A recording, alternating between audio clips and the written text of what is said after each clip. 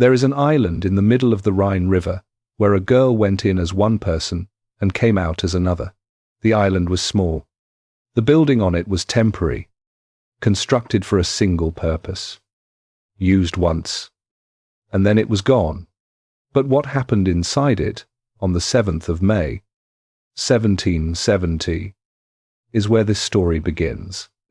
Because everything that came after, every crown and every pamphlet and every mob and every blade, can be traced back to what was taken from a girl in that room before she even understood what was happening. Her name, going in, was Marie Antoinette. She was the 15th child of Maria Theresa, Empress of Austria, the most powerful woman in Europe. She had grown up in the Hofburg Palace in Vienna, in a household of siblings and music lessons, and the particular kind of childhood that belongs to children who are loved but never quite seen as individuals. Because there are simply too many of them, and the dynasty needs too much.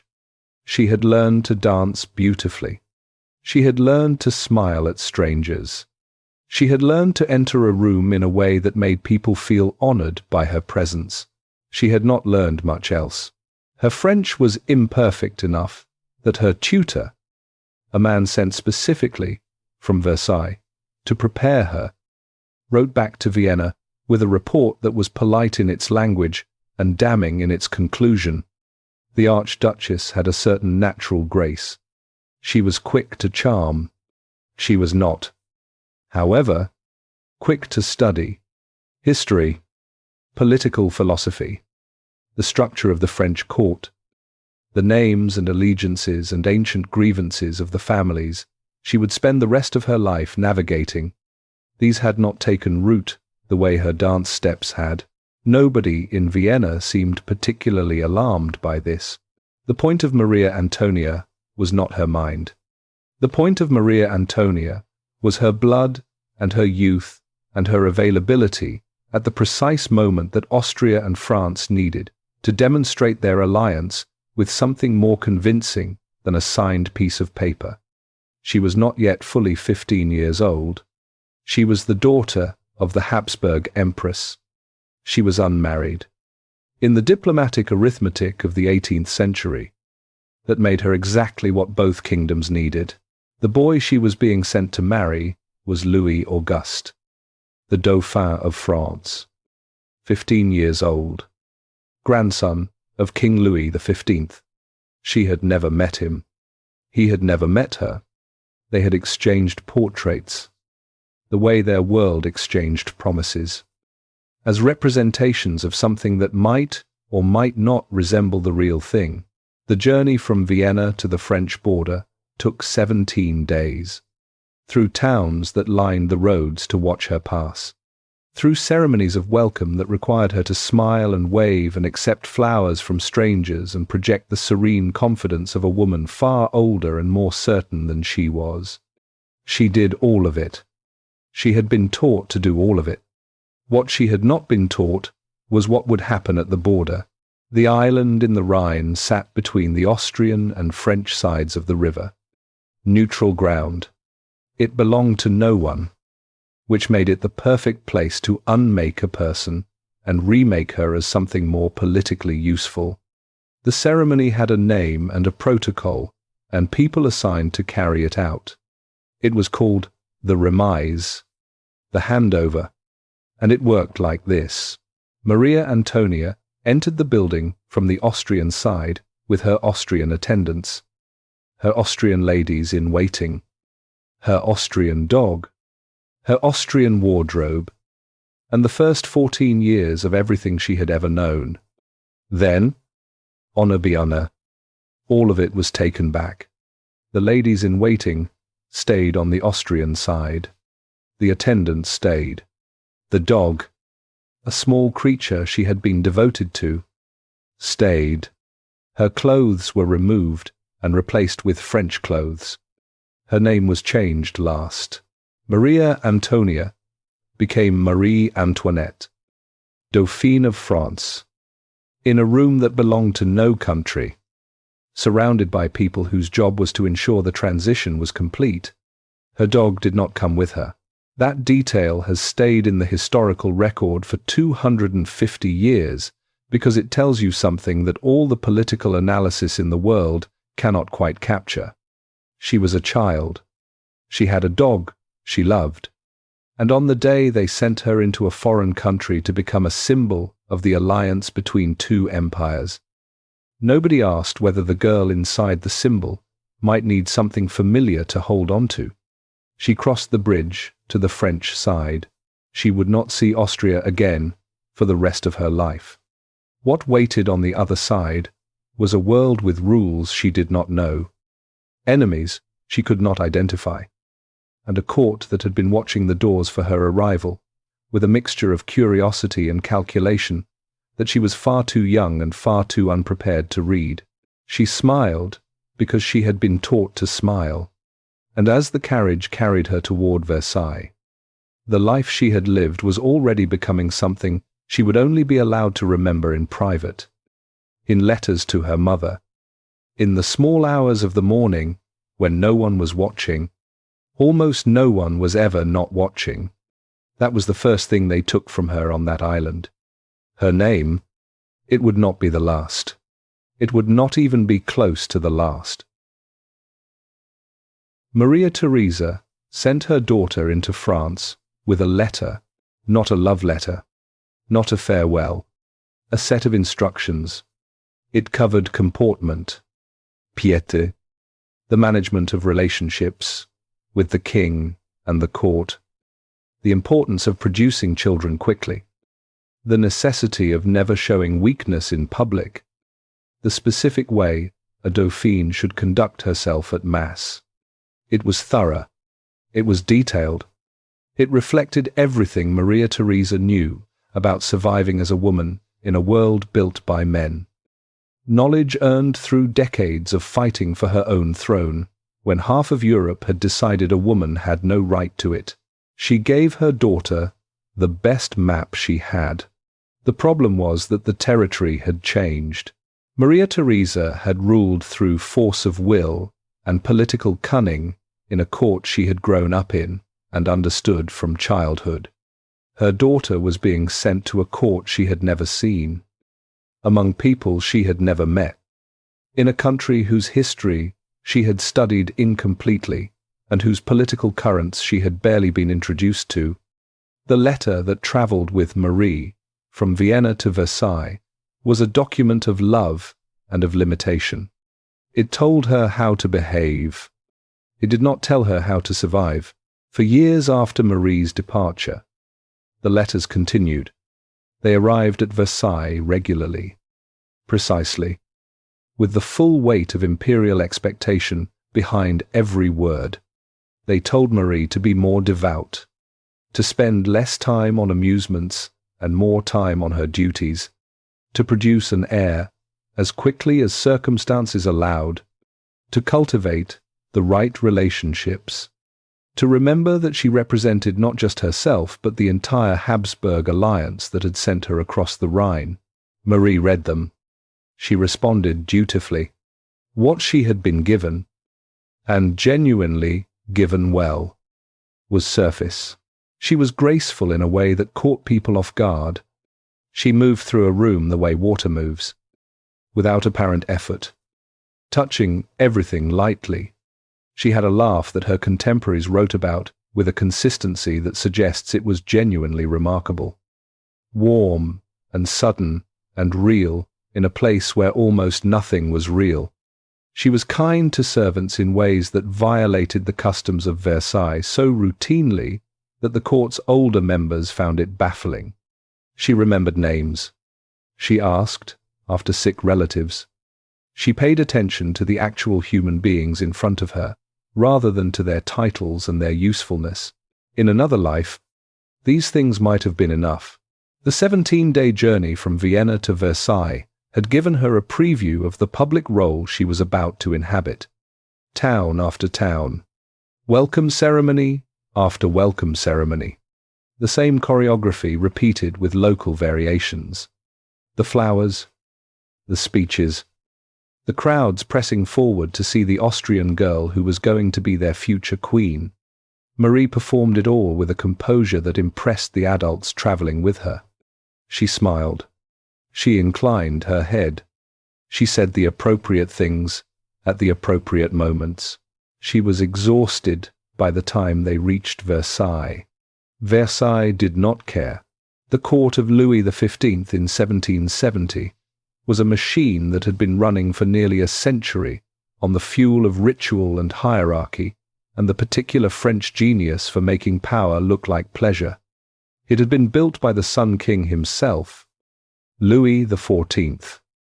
Not because he loved beauty, though he did, but because he had understood something his predecessors had not.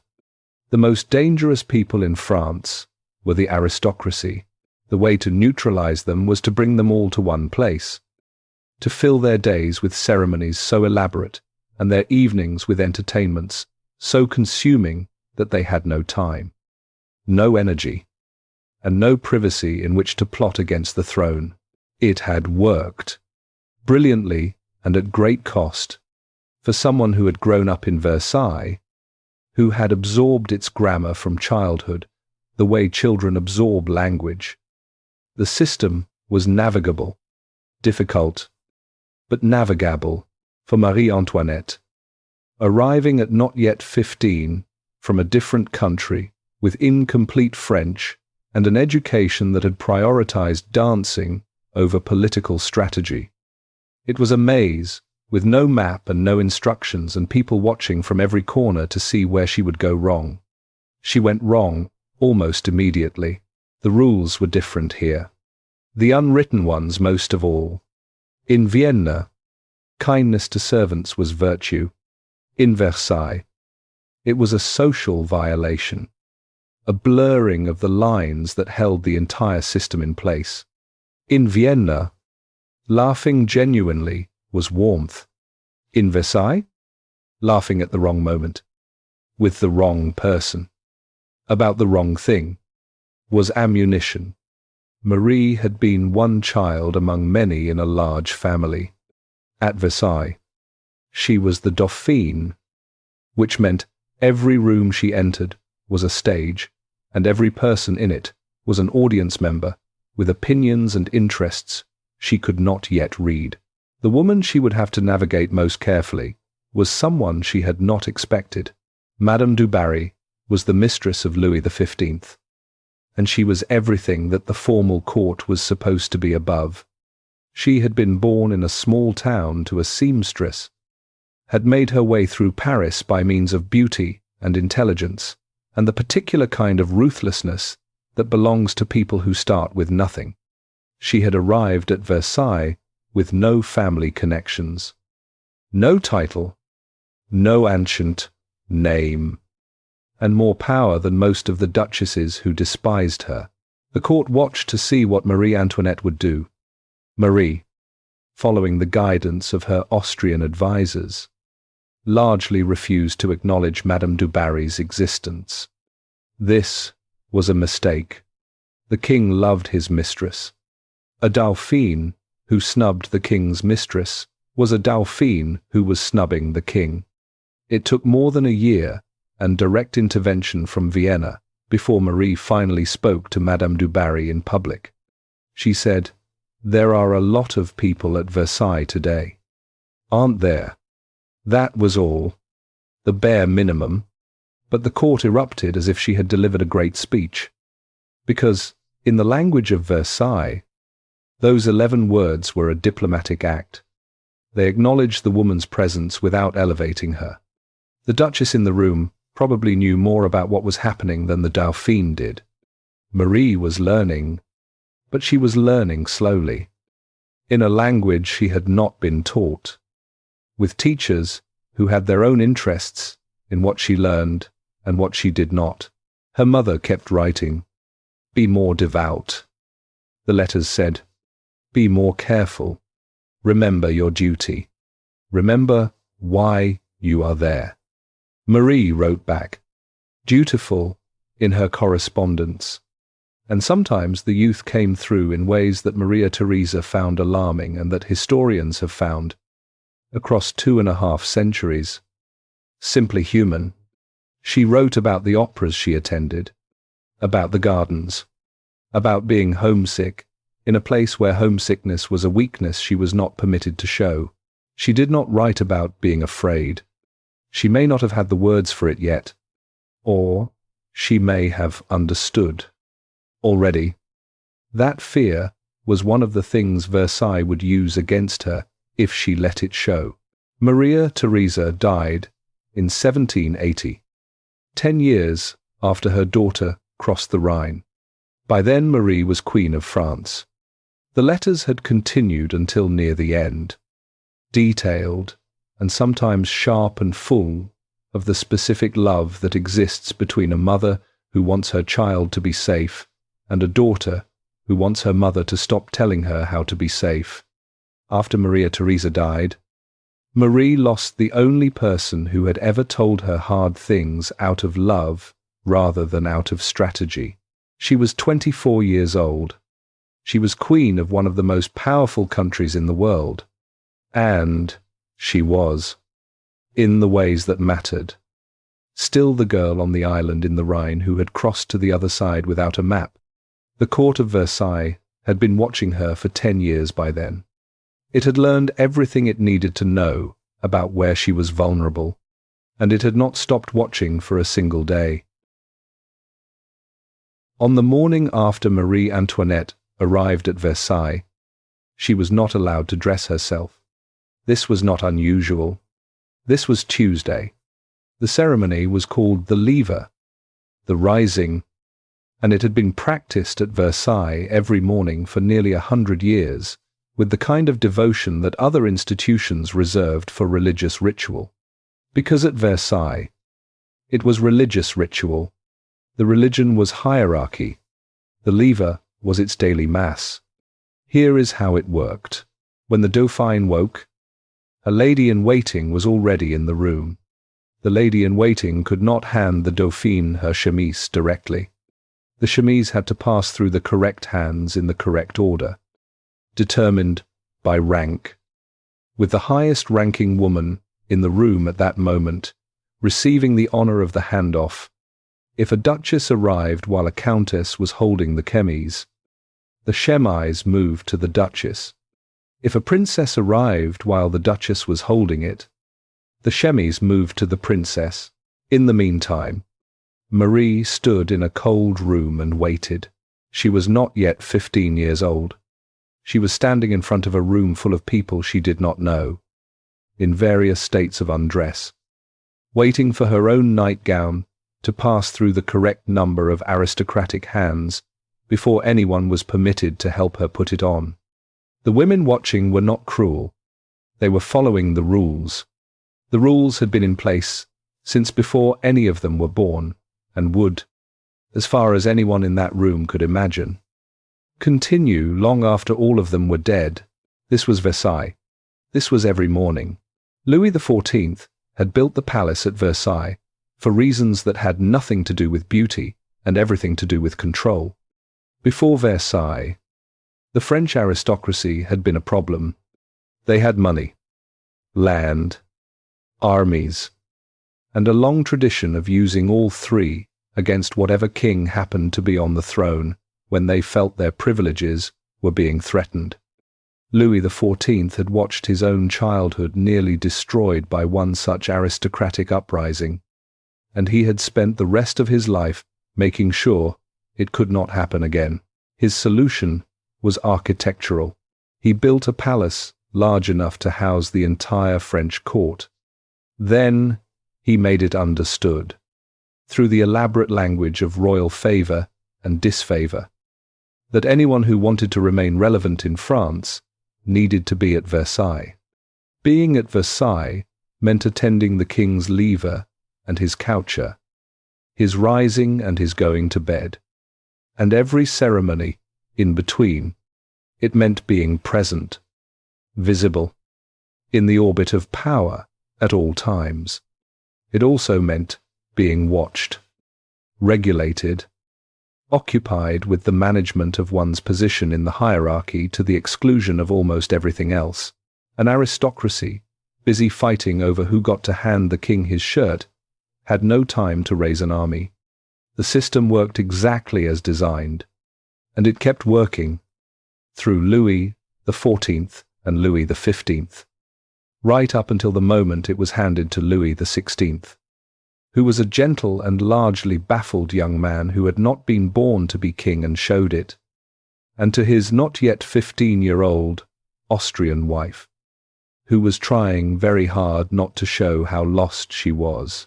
The palace itself was extraordinary. That has to be said plainly because it is true and because the truth matters here. Walking into the Hall of Mirrors for the first time was an experience that visitors across 3 centuries have struggled to put into words. 737 mirrors, reflecting the light of 20,000 candles, reflecting the gardens, stretching out to the horizon. It was a building that said, in the clearest possible architectural language, that the person who lived here was not like other people. Marie had never seen anything like it. She had grown up in the Hofburg, which was itself a palace, large and imperial and full of the accumulated history of Habsburg power. But the Hofburg was a place where people lived. Versailles was a place where people performed living. The distinction was not subtle once you understood it. Understanding it took time that Marie did not have, because the performance was already underway and she was already in it. The court that surrounded her was not a community. It was an ecosystem, governed by the same logic as any ecosystem, which is that every creature in it is primarily concerned with its own survival. The ladies in waiting who attended her were not her friends. Some of them would become something approaching friends over years. But in those early days they were women with their own positions to protect, their own families to advance, their own calculations to make about what closeness to the Dauphine was worth and what it might cost. Every smile at Versailles was also a question. Every invitation was also an evaluation. Every conversation was conducted on at least 2 levels simultaneously. The surface level of what was being said and the deeper level of what was being determined. Marie was not yet 15. She had been trained to charm. She had not been trained to read. The mistakes she made in those early years were not dramatic. They were small, the kind that leave no mark visible from a distance, but that the people in the room remember for decades. She laughed too loudly at the wrong moment. She showed preference for the wrong companions. She gave too much of her genuine warmth to women whose position in the hierarchy did not justify the attention, and not enough careful deference to women whose ancient names meant they expected it, as a currency they had the right to collect. She made enemies the way that people who are not paying close enough attention always make enemies. Without knowing it, one small inadvertent offense at a time, until the accumulation becomes something that cannot be undone. The woman who would become her most persistent court adversary was the Comtesse de Noailles, her chief lady in waiting, a woman so rigidly devoted to protocol that Marie privately nicknamed her Madame Etiquette. The Countess believed, genuinely and without apparent doubt, that the proper execution of Versailles ceremony was one of the foundations of civilization.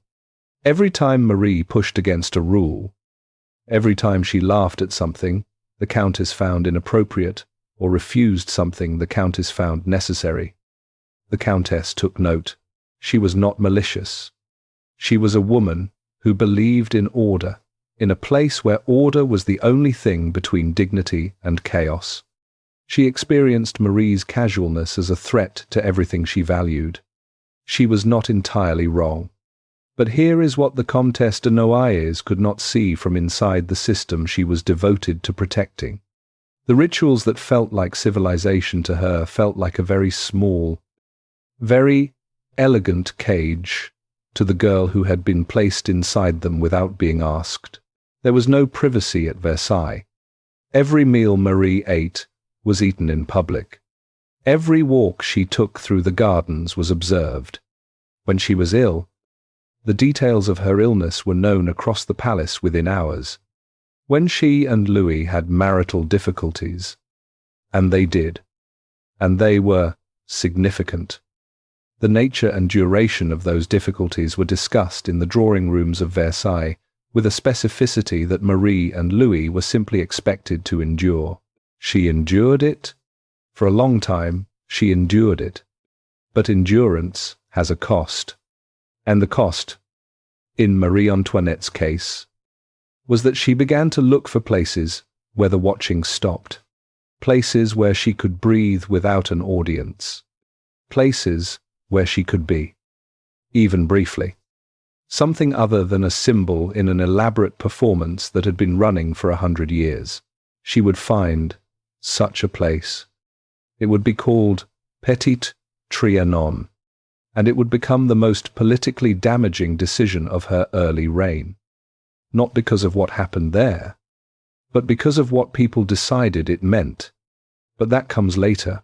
For now, it is 1770, and she is not yet 15, and she is standing in a cold room waiting for her chemise to pass through the right number of hands. And somewhere in the palace a clock is ticking toward the lever, which will be followed by mass, which will be followed by the midday meal eaten in public, which will be followed by the afternoon drawing room, which will be followed by supper, which will be followed by the evening gathering, which will be followed by the coucher, the going-to-bed ceremony, which mirrors the lever in its careful choreography and its unspoken message. We are watching you. We are always watching you. She smiled. She had been taught to smile, and the palace watched, and noted, and remembered everything. 7 years. That is how long the marriage of Marie Antoinette and Louis Auguste went without being consummated. 7 years of a union that all of Europe was watching, waiting, and in many cases openly discussing in terms that ranged from concerned to contemptuous. 7 years during which Maria Theresa wrote letters from Vienna that grew progressively more alarmed. 7 years during which the French court found new and creative ways to make a young couple feel that their most private failures were a matter of public concern. 7 years is a long time. Long enough for a girl to become a woman. Long enough for a political alliance to grow impatient. Long enough for a court that ran on gossip to develop an extensive collection of theories. The reasons were not simple. They were a combination of things that the 18th century was not well equipped to discuss, and that historians have debated ever since. There was likely a physical difficulty on Louis's part, something that may eventually have been addressed surgically, though the evidence on this specific point remains genuinely uncertain. There was almost certainly the psychological weight of two very young people who barely knew each other, being placed in a bed in a palace where everyone knew whether they had slept and what had or had not happened while they did.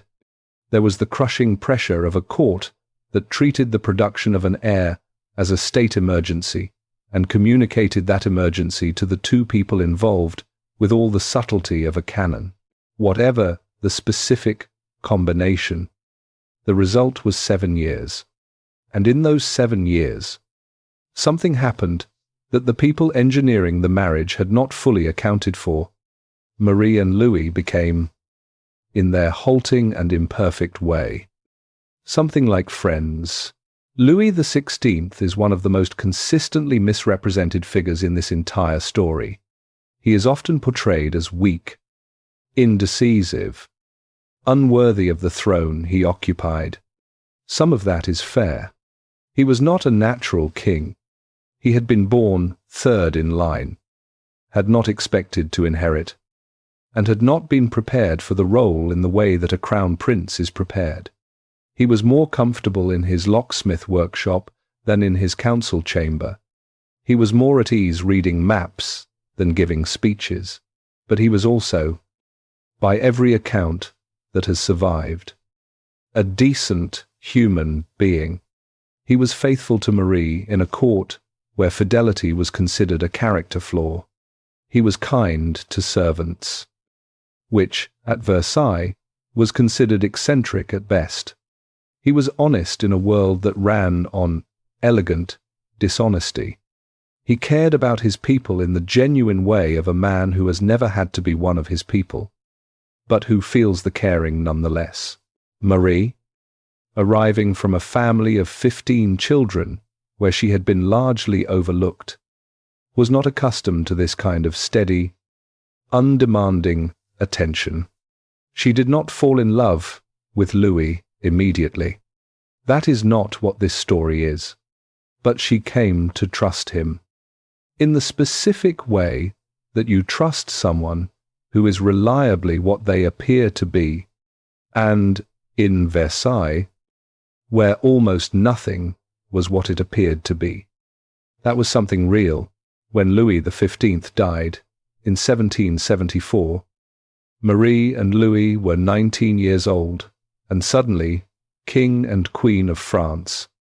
The story is that when they heard the news, they fell to their knees together and said, "God, guide and protect us. We are too young to reign." The story may be apocryphal. It may be exactly what happened. Either way, it captures something true. They were too young. They were not ready. And the country they had just inherited was already in the early stages of a crisis that no amount of youth or goodwill or personal decency was going to be enough to manage. France, in 1774, was a country living on credit. The wars of Louis XIV and Louis XV had left debts that the tax system, fundamentally broken by centuries of aristocratic and clerical exemptions, could not service. The gap between the people who owed and the people who paid was not a political abstraction. It was the difference between who went hungry and who did not. And the Enlightenment, that extraordinary flowering of ideas about reason and rights and the proper relationship between governments and the people they governed, was spreading through French society in pamphlets and drawing rooms and coffee houses, giving people the vocabulary to name what had previously seemed like fate. Louis XVI saw some of this clearly. He appointed reforming ministers. He tried to push through changes. He was blocked at every turn by an aristocracy that understood, correctly, that meaningful reform meant the end of the privileges that had made them what they were. What is known is that Marie, at 19, was Queen of France and had still not produced an heir. And this was not a private matter. This was a national concern discussed in the newspapers, in the court, in the drawing rooms of Europe, and in the letters her mother sent from Vienna, with the regularity of a tide that could be predicted but not stopped. The pressure on Marie was of a kind that has no modern equivalent. She had been sent to France to do one thing above all others. She had not done it, and whether or not the reason was within her control, that distinction did not matter to the court, or to her mother, or to the public, that was beginning to notice her and form opinions about her, based mostly on her appearance and her clothes, and the stories that moved through Versailles, like whether she responded the way people respond when the one thing they were sent to do is the one thing they cannot do. She found other things to do. She found fashion. She found gambling. She found the specific pleasure of the midnight supper and the masked ball and the opera and the company of people who made her laugh and did not require her to think about heirs and alliances and the slow, grinding weight of being a symbol for something she had never asked to represent. She was 19 years old and queen of a country she had not chosen, married to a man she had not chosen, living in a palace she had not chosen, watched every moment of every day. Unable to succeed at the one task everyone had agreed her whole life was for, and doing what 19-year-olds do when they are in pain and do not have the words to say so, she danced. In 1778, after 7 years, Marie gave birth to her first child, a daughter, Marie Therese Charlotte, called Mousseline by her parents. The court was pleased, but measured. A daughter was not the heir that was needed. The pregnancy was proof that the marriage was finally what it was supposed to be. And that was something, but a daughter was not enough. A son came 2 years later, Louis Joseph. Then another son, Louis Charles.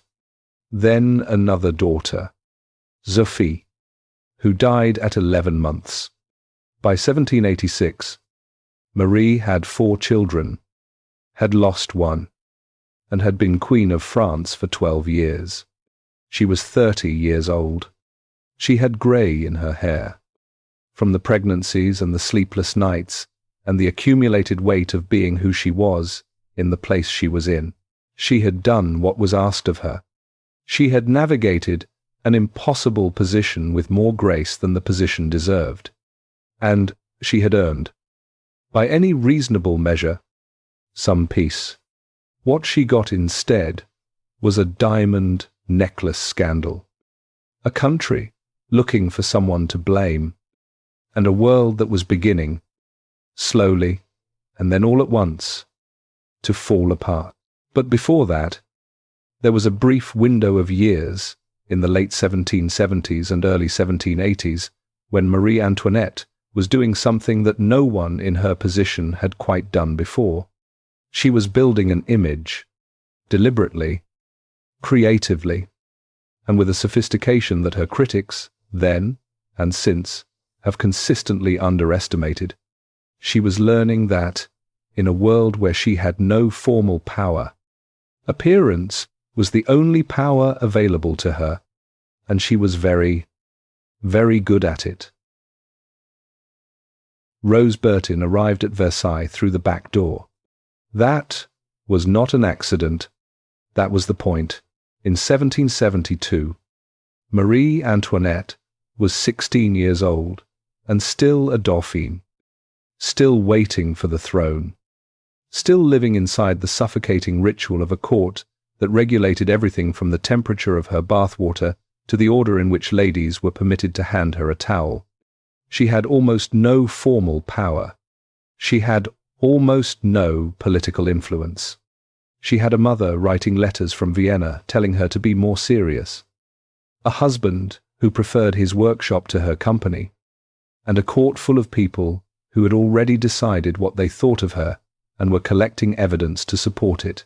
What she had, in those years, was Rose Bertin.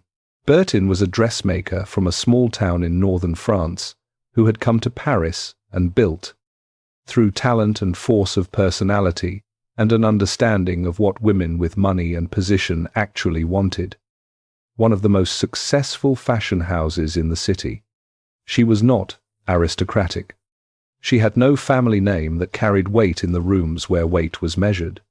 What she had was an eye that saw what a woman wanted to look like before the woman knew it herself, and hands that could make that vision real, and a manner charming enough and sharp enough to make the whole transaction feel like a collaboration between equals. When she began working with Marie Antoinette, something changed at Versailles. Not immediately. Not in a way that anyone would have described as a shift in power. But looking back from the distance of history, what Bertin and Marie built together in those years was something genuinely new. They created, in the language of the 18th century, what we would now recognize as a personal brand, an image, a visual identity so distinctive and so carefully constructed that it preceded Marie into every room she entered and followed her out of every room she left. The poof hairstyles came first. They were extraordinary things. Towers of powdered hair, real and false, woven together, rising a foot, sometimes 2 feet, above the head, and then decorated. The decorations were not modest. Marie wore a ship in full sail on her head to celebrate a French naval victory. She wore a garden with real flowers and a miniature windmill. She wore 3 enormous ostrich feathers that required her to ride in her carriage with her head tilted to one side because they would not fit through the door upright. Paris went wild for it. Every woman in the city who could afford a hairdresser wanted the pouf. The women who could not afford a hairdresser found ways to approximate it. The style spread from Versailles to Paris to London to the courts of Europe with the speed of a fashion that arrives at exactly the right cultural moment and expresses exactly what that moment needs to say. It said, "I am not hiding. I am not apologetic. I am here. I am taking up space. And I have decided that the space I take up is going to be spectacular." For a girl who had spent years being told to take up less space, this was not a small thing. But here is what the pouf also was. Underneath the feathers and the miniature windmill, it was currency. In a court where power moved through relationships and relationships moved through attention, Marie Antoinette had found a way to make everyone want her attention. Because she set the style. Because what she wore on Monday was what everyone else wanted to wear by Friday. Because fashion, in the right hands, in the right context, is not decoration. It is influence. And influence was the closest thing to power that the system allowed her to have. Rose Bertin understood this completely. Marie understood it instinctively. Together, they built something that neither of them could have built alone. There was a painter involved, too. Elizabeth Vigée Lebrun was 23 years old when she first painted Marie Antoinette, and she was, by general agreement of everyone who saw her work, the finest portrait painter in France. She was also a woman in a profession that did not officially permit women, who had made her way through skill and stubbornness and the patronage of people powerful enough to bend the rules for someone they wanted near them. She and Marie recognized something in each other immediately. Both were operating in systems not built for them. Both had found ways to make those systems work anyway. Lebrun painted Marie many times over the following years. The portraits were political documents as much as they were art. They showed a queen who was beautiful but not merely beautiful, intelligent but approachable, formal but somehow warm. They showed a woman who knew how to occupy a canvas the way she knew how to occupy a room, with intention, with presence, with the particular kind of control that looks effortless precisely because it has been so carefully practiced. The portraits circulated. They were engraved and reproduced and sent across Europe. They shaped how the world outside Versailles imagined the Queen of France. Then came 1783. Lebrun painted a portrait of Marie in a white muslin dress. Simple, soft, no yevils, no embroidery, no gold, no purple, none of the visual markers of royalty that audiences expected to see in a portrait of a queen. Marie's hair in the painting was loose and natural, decorated only with flowers. She looked like a woman who had stepped out of a garden rather than off a throne. It was, Lebrun thought, one of her finest paintings. Marie agreed. She had wanted exactly this. A portrait that showed something real, something human, something that was hers rather than the institution's. The public reaction was immediate and furious. The painting was exhibited at the Salon, the official annual exhibition of French art, where thousands of Parisians came to look and form opinions and express those opinions in the specific way that Paris had always expressed opinions. Loudly, collectively, and with no interest whatsoever in the feelings of the subject. What those thousands of Parisians saw was not a queen expressing her humanity. They saw a queen dressed like a servant. They saw the Queen of France appearing in public in her underwear. They saw, in the language of the pamphlets that circulated within days, an Austrian woman so contemptuous of France that she could not even be bothered to dress like a French queen when having her portrait painted. And there was the matter of the fabric. Muslin was not made in France. It came from Britain and from the colonies. A queen wearing muslin was a queen spending money on foreign cloth. Money that should have gone to the silk weavers of Lyon, whose industry was already struggling and whose workers were already restless. The painting, in this reading, was not an artistic choice. It was an economic betrayal.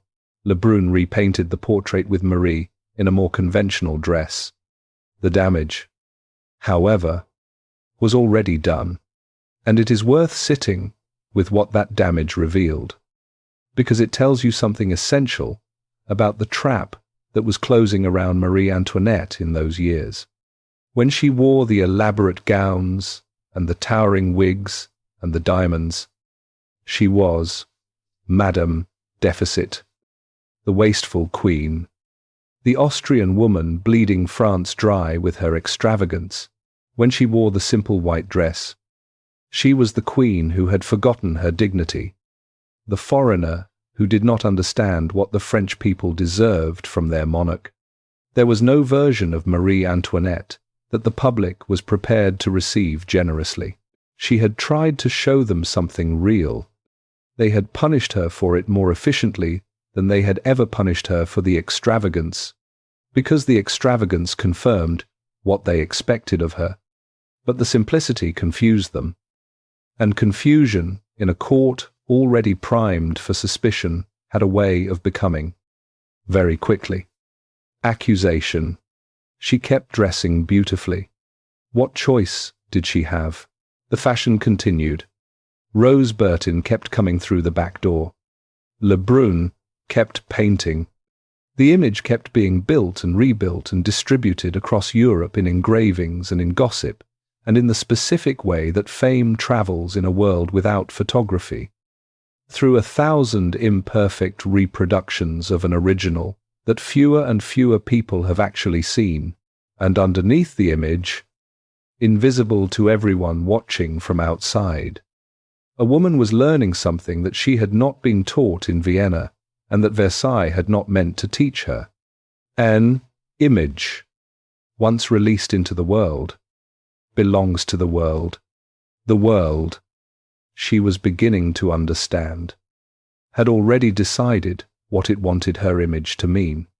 No portrait, however beautifully painted, was going to change that now. In 1783, in the 5th arrondissement of Paris, a working family was paying more than half their monthly income for a single room above a tannery. The smell came up through the floorboards. There was one window. The children slept together for warmth, 8 miles away. At Versailles, Marie Antoinette was completing the Hameau de la Reine, the Queen's Hamlet, a small village of thatched roof cottages built inside the grounds of her private estate. The cottages were charming in the way that things built by people with unlimited money to look simple always are. The mill wheel turned. The pond was stocked with fish.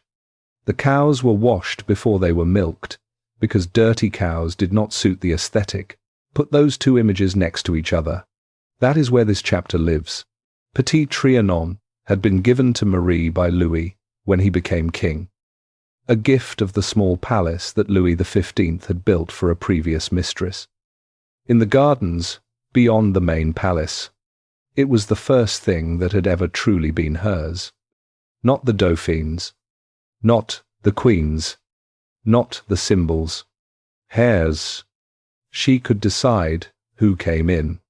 She could decide what happened there. She could wake up in the morning and exist in her own rooms without a ceremony to attend.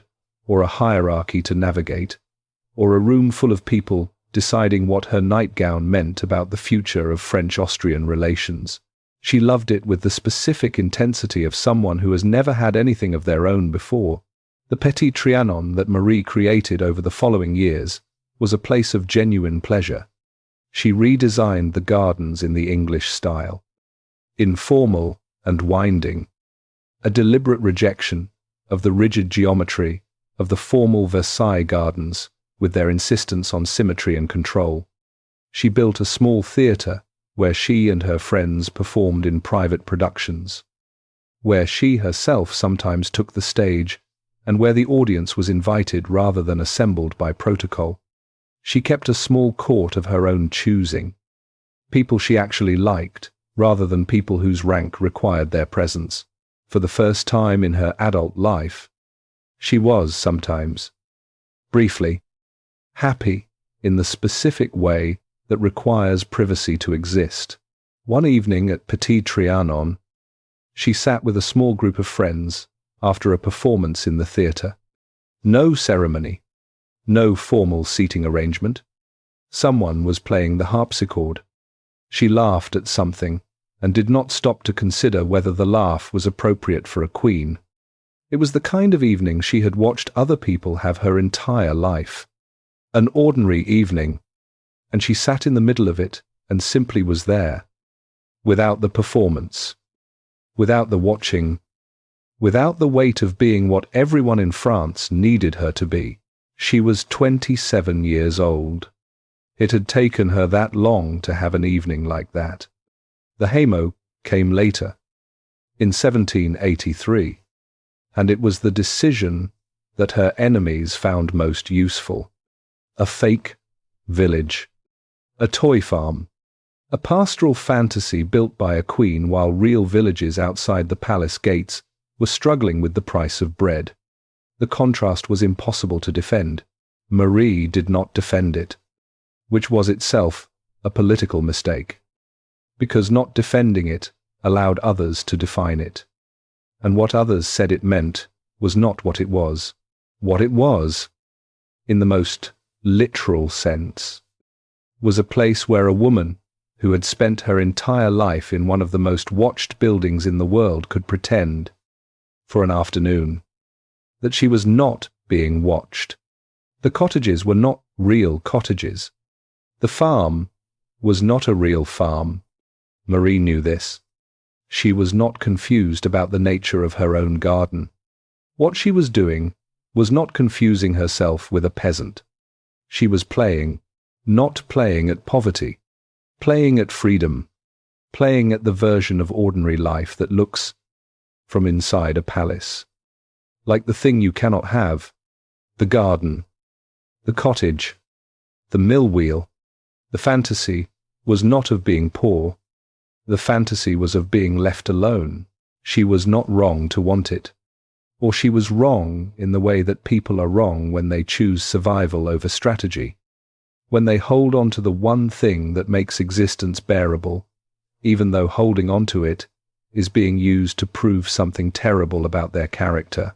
The writers of the libels, those anonymous printed sheets that circulated through Paris with the viral efficiency of something the century did not yet have a name for, had been watching Petit Trianon with professional interest.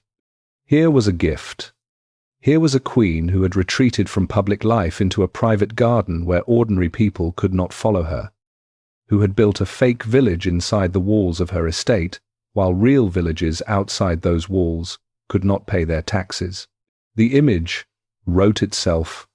They called her Madame Deficit, the Queen of Debt, the Austrian woman who was spending France into ruin while the people starved.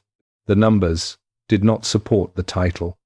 Marie's personal spending, which was real and was significant, was a fraction of the debt that France had accumulated through a century of wars and the structural impossibility of a tax system that exempted the people most able to pay.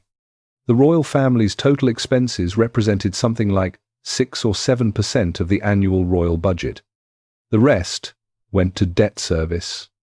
to the military, to the machinery of a state that had been running beyond its means since before Marie was born. But Madame Deficit was not a financial analysis. It was a face. And France needed a face for its pain. Marie's face was available. Marie's face was foreign. And Marie's face was female, which, in the political grammar of the age, made it uniquely available for a particular kind of hatred. The kind that contains within it not just political grievance, but something older and harder and more personal, outside the gates of Versailles. The price of bread kept rising. The harvests were becoming unreliable. The winters were getting harder.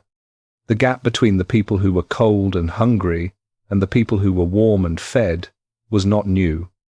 But something about it was changing.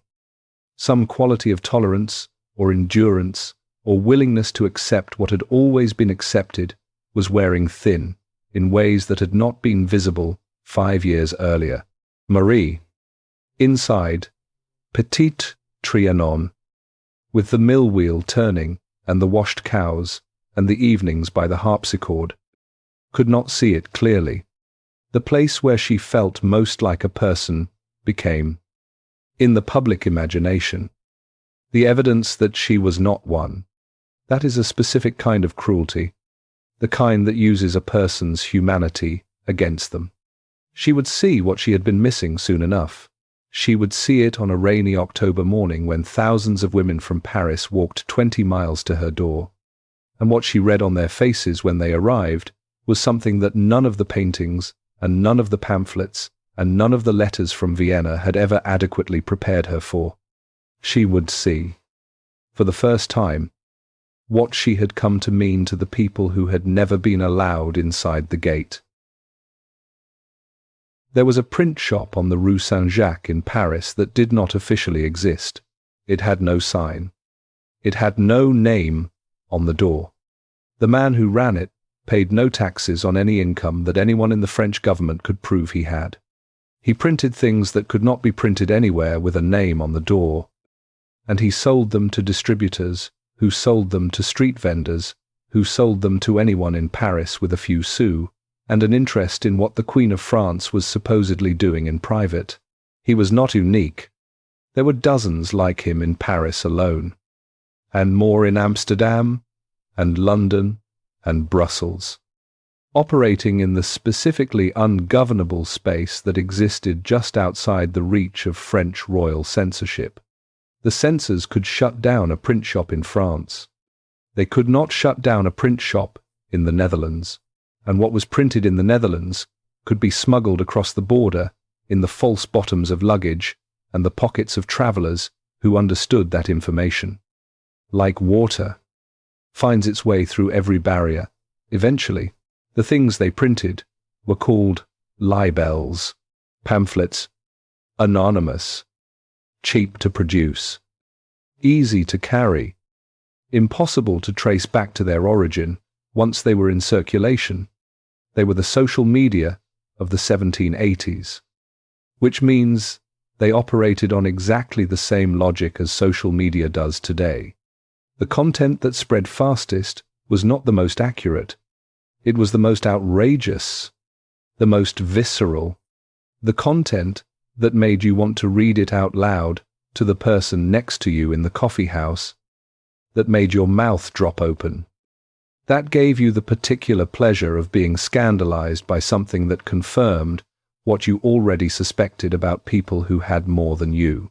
The libels about Marie Antoinette began in the early years of her reign and grew in volume and in viciousness throughout the 1780s until they constituted what we would now recognize, without much metaphorical stretching, as a coordinated campaign of character assassination.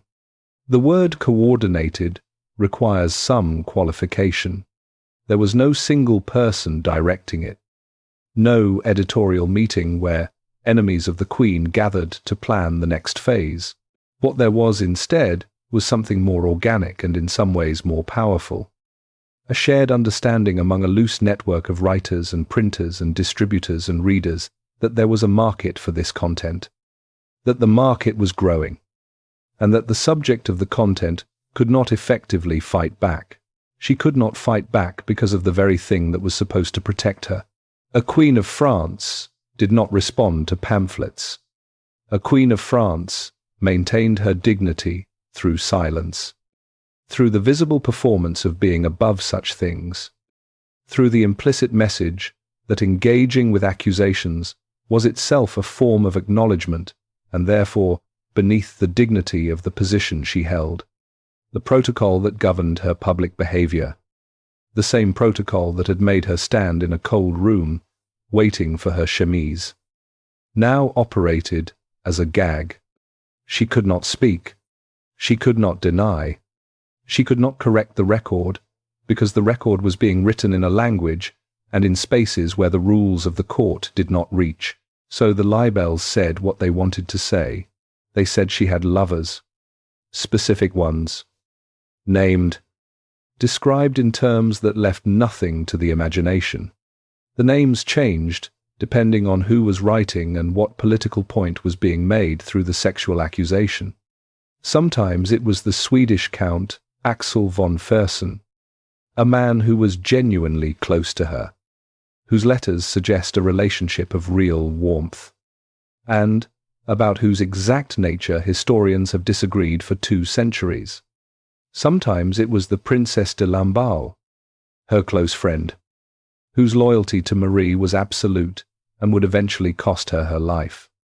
The accusations did not need to be consistent. They needed only to be repeated. There is a documented psychological reality, understood now and observable then, even if no one had the language for it yet, in which the repetition of a claim, regardless of its truth, eventually makes the claim feel familiar. And familiarity, in the human mind, can blur into something that feels like recognition. By the mid-1780s, the Marie Antoinette of the libels had been repeated so many times, in so many variations, that she had become a character that existed independently of the actual woman. The character was a monster. The actual woman was complicated, was flawed, was, in many ways, a product of her circumstances, but was not a monster. The character was easier to hate. The character did not require understanding. Underlying all of it, running through the pamphlets like a current through water, was the word Austrian, l'Autrichienne, the Austrian woman, in French. The insult was sharper than its translation, because the word chienne, buried in the middle of Autrichienne, means female dog. It was not an accident. It was a piece of linguistic cruelty that worked on 2 levels simultaneously.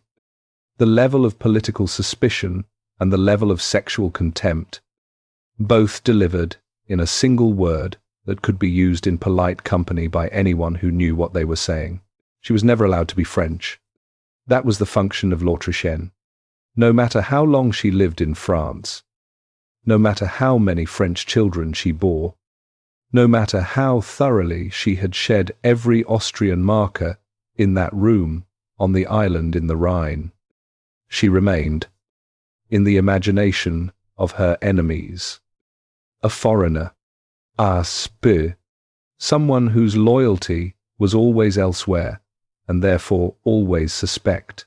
The accusation of foreignness is one of the oldest political weapons in existence. It requires no evidence. It generates no specific charge that can be investigated and refuted. It simply names someone as other and leaves the audience to fill in the blanks with whatever they fear most about otherness.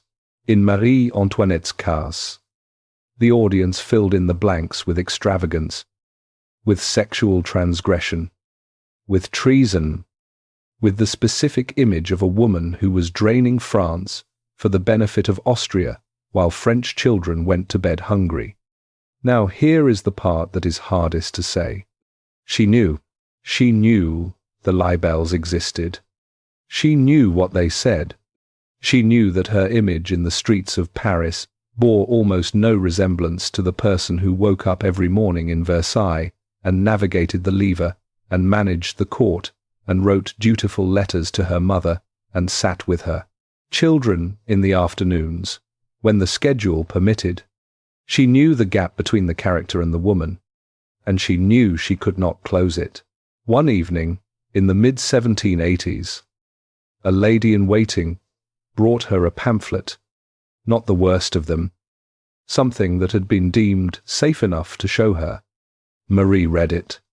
She read it carefully, in the way she read things that required her to understand what was actually being said beneath what was being said. Then she set it down. She did not speak for a long moment. What she said, finally, was this: they must have a great need to hate someone. She kept smiling in public. That was what she had been taught. She kept attending the ceremonies and the opera and appearing before crowds with the composure that Versailles required. Kept performing the role of queen with the professionalism of someone who has understood that the performance is the only protection available. Because breaking the performance, showing the fear or the anger or the exhaustion underneath it, would only give them more to work with. The machine kept running, the pamphlets kept coming, and somewhere in Paris, in a print shop on a street that did not officially exist, a man who paid no taxes and had no name on the door was setting type for the next one. He did not hate Marie Antoinette personally. He had never met her. He was printing what the market wanted, at a price the market would pay. And if the market had wanted something else, he would have printed something else. That is the most disturbing part of the whole machine. It was not driven by hatred of a specific woman. It was driven by appetite, by the same appetite that has always existed for the particular pleasure of seeing someone powerful brought low. The hatred was a product of the machine, not its fuel. The fuel was the market. And the market, in 1785, was very, very hungry. The necklace had been built for a dead woman. The jewelers, Boehmer and Bassinge, had spent years assembling it. 647 diamonds of exceptional quality, arranged in a cascade of multiple strands and pendants and tassels that together weighed nearly 3,000 carats and cost approximately 1.6 million livres, which was roughly equivalent to the annual salary of several thousand French workers. Louis XV had commissioned it for a mistress. He died before it was delivered. The jewelers were left holding an object of extraordinary value and extraordinary unsaleability, because there was almost no one in Europe who could afford it, and almost no occasion grand enough to justify wearing it. They tried to sell it to Marie Antoinette. Twice. She declined. The price was too high. Louis XVI had offered to buy it for her, and she had told him France needed warships more than she needed diamonds. This is a documented fact. Marie Antoinette turned down the most expensive piece of jewelry in Europe because she thought the money should go elsewhere. That fact matters. Because of what came next. In 1784, a woman named Jeanne de Valois-Saint-Remy arrived at the edge of this story. She was 30 years old. She claimed descent from an illegitimate line of the Valois royal family. She was deeply in debt. She was brilliant, and she had spent years cultivating the specific kind of social connections that allowed people without money to move in rooms where money was assumed. She had also developed a relationship with Louis, René, Edouard de Rohan, Cardinal and Prince, one of the most senior churchmen in France. The Cardinal had a problem. He had offended Marie Antoinette years earlier, through diplomatic clumsiness involving a letter that had been read as disrespectful to her mother, and the Queen had not forgiven him. He was a man of enormous ambition in a system where royal favour was the currency of advancement, and the Queen's coldness toward him was a wall he could not get around. He wanted, desperately, to restore himself to her good graces. Jeanne de Valois Saint-Remy saw the cardinal's desperation and understood exactly what to do with it. She told him she was close to the Queen, that she had Marie Antoinette's confidence, that she could help him repair the relationship, smooth the path, create the opening he needed. The cardinal believed her, and the two of them began a correspondence in which Jeanne passed off forged letters as letters from the Queen, constructing a fiction of warming royal regard that the cardinal, who wanted it to be true, found entirely plausible. Then Jeanne told the cardinal that the Queen wanted the diamond necklace, that she desired it but could not purchase it openly, for reasons of public image, given the current climate of criticism about royal spending, that if the cardinal would act as her agent, guarantee the purchase on her behalf, and keep the matter secret, the Queen would be in his debt in a way that would transform his position at court forever. The cardinal agreed. He negotiated with the jewelers. He signed a document guaranteeing payment in installments. The necklace was handed over to a man he believed was an agent of the Queen, who was actually an accomplice of Jeanne's, and who broke the necklace apart and sold the diamonds individually in London within weeks. Marie Antoinette knew nothing about any of this. She did not know the necklace existed in this context. She did not know the cardinal was acting in her name. Her signature on the guarantee document was a forgery.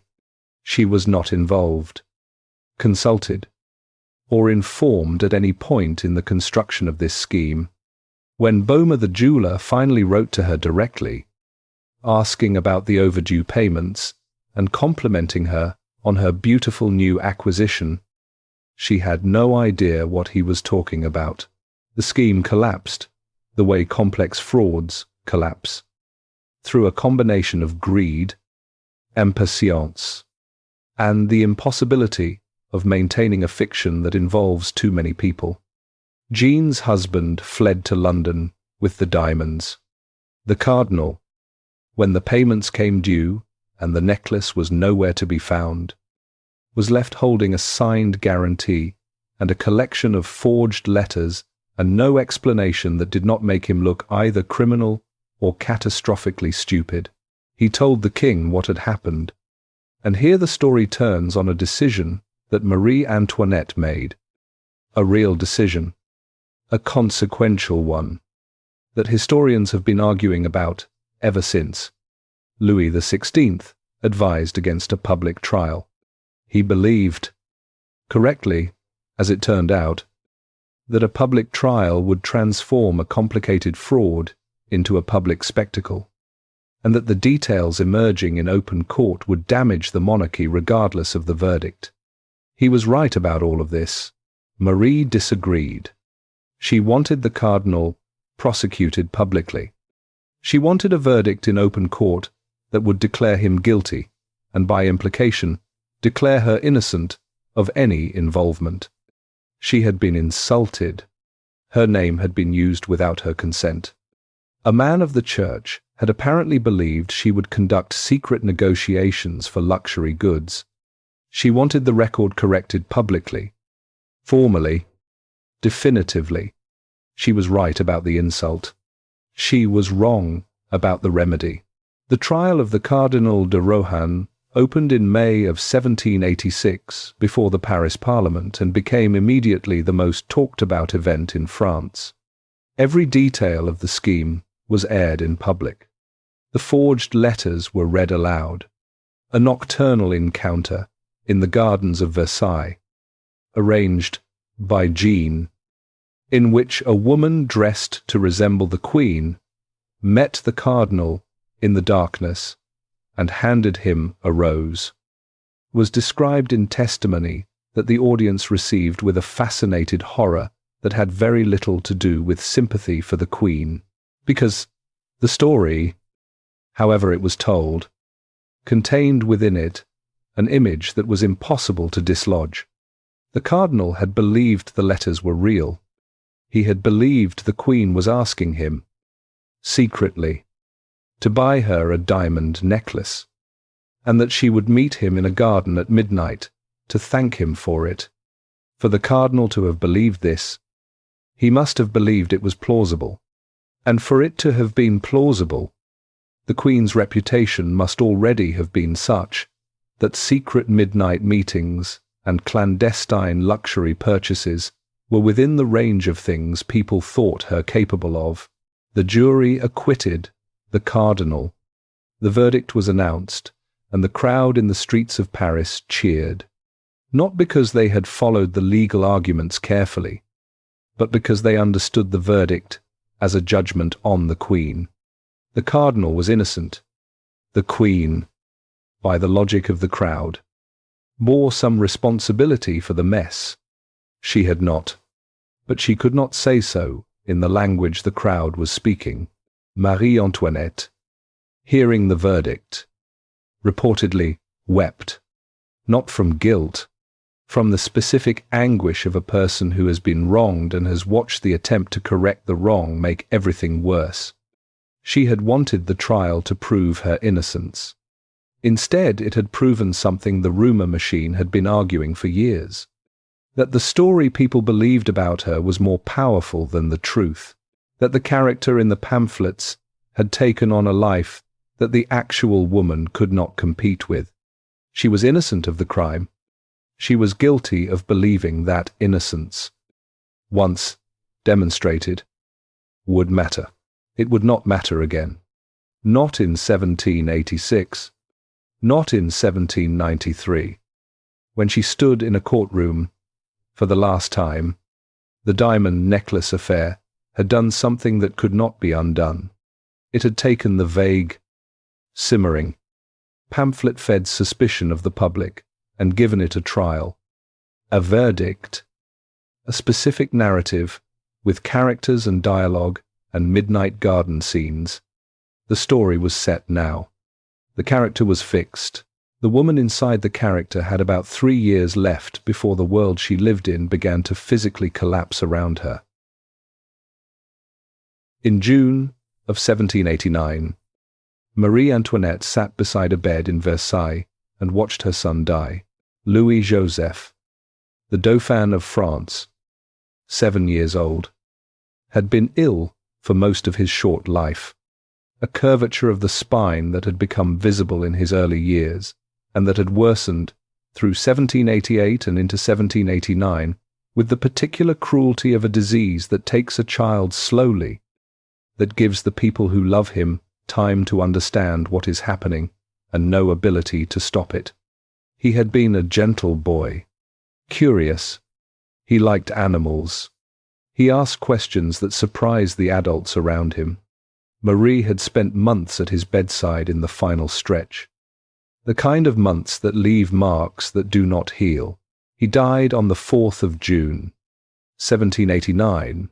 20 days later, the Estates General, which had been meeting at Versailles since May, collapsed into open confrontation.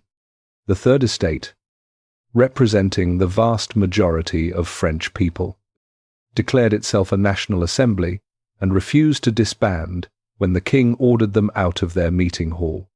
They moved to a nearby tennis court and swore an oath not to separate until they had given France a constitution.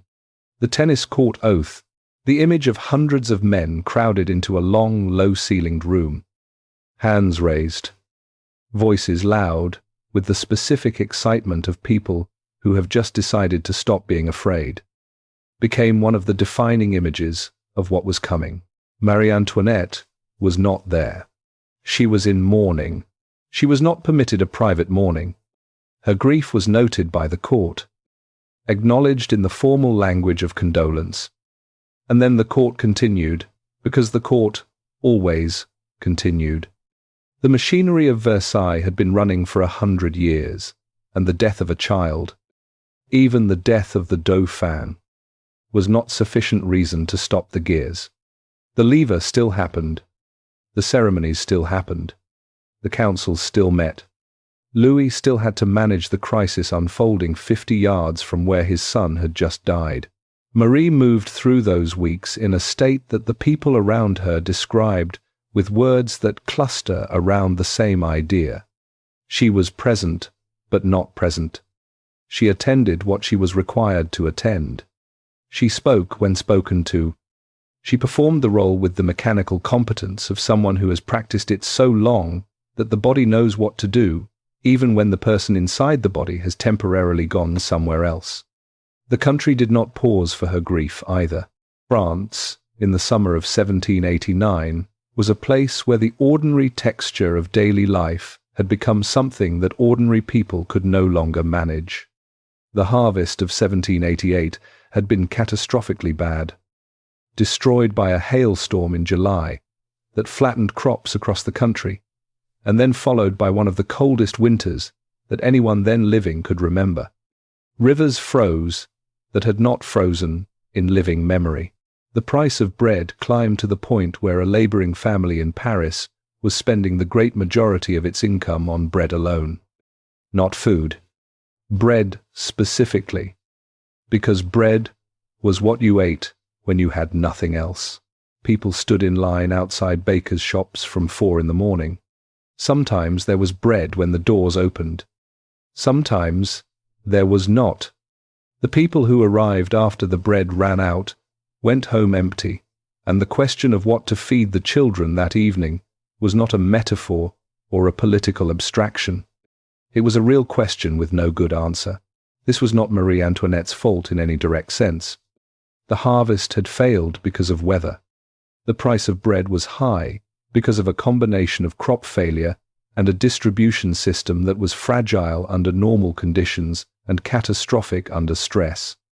The structural tax inequities that made it impossible for the government to close its budget gap were the product of centuries of aristocratic and clerical exemption that predated Marie by generations.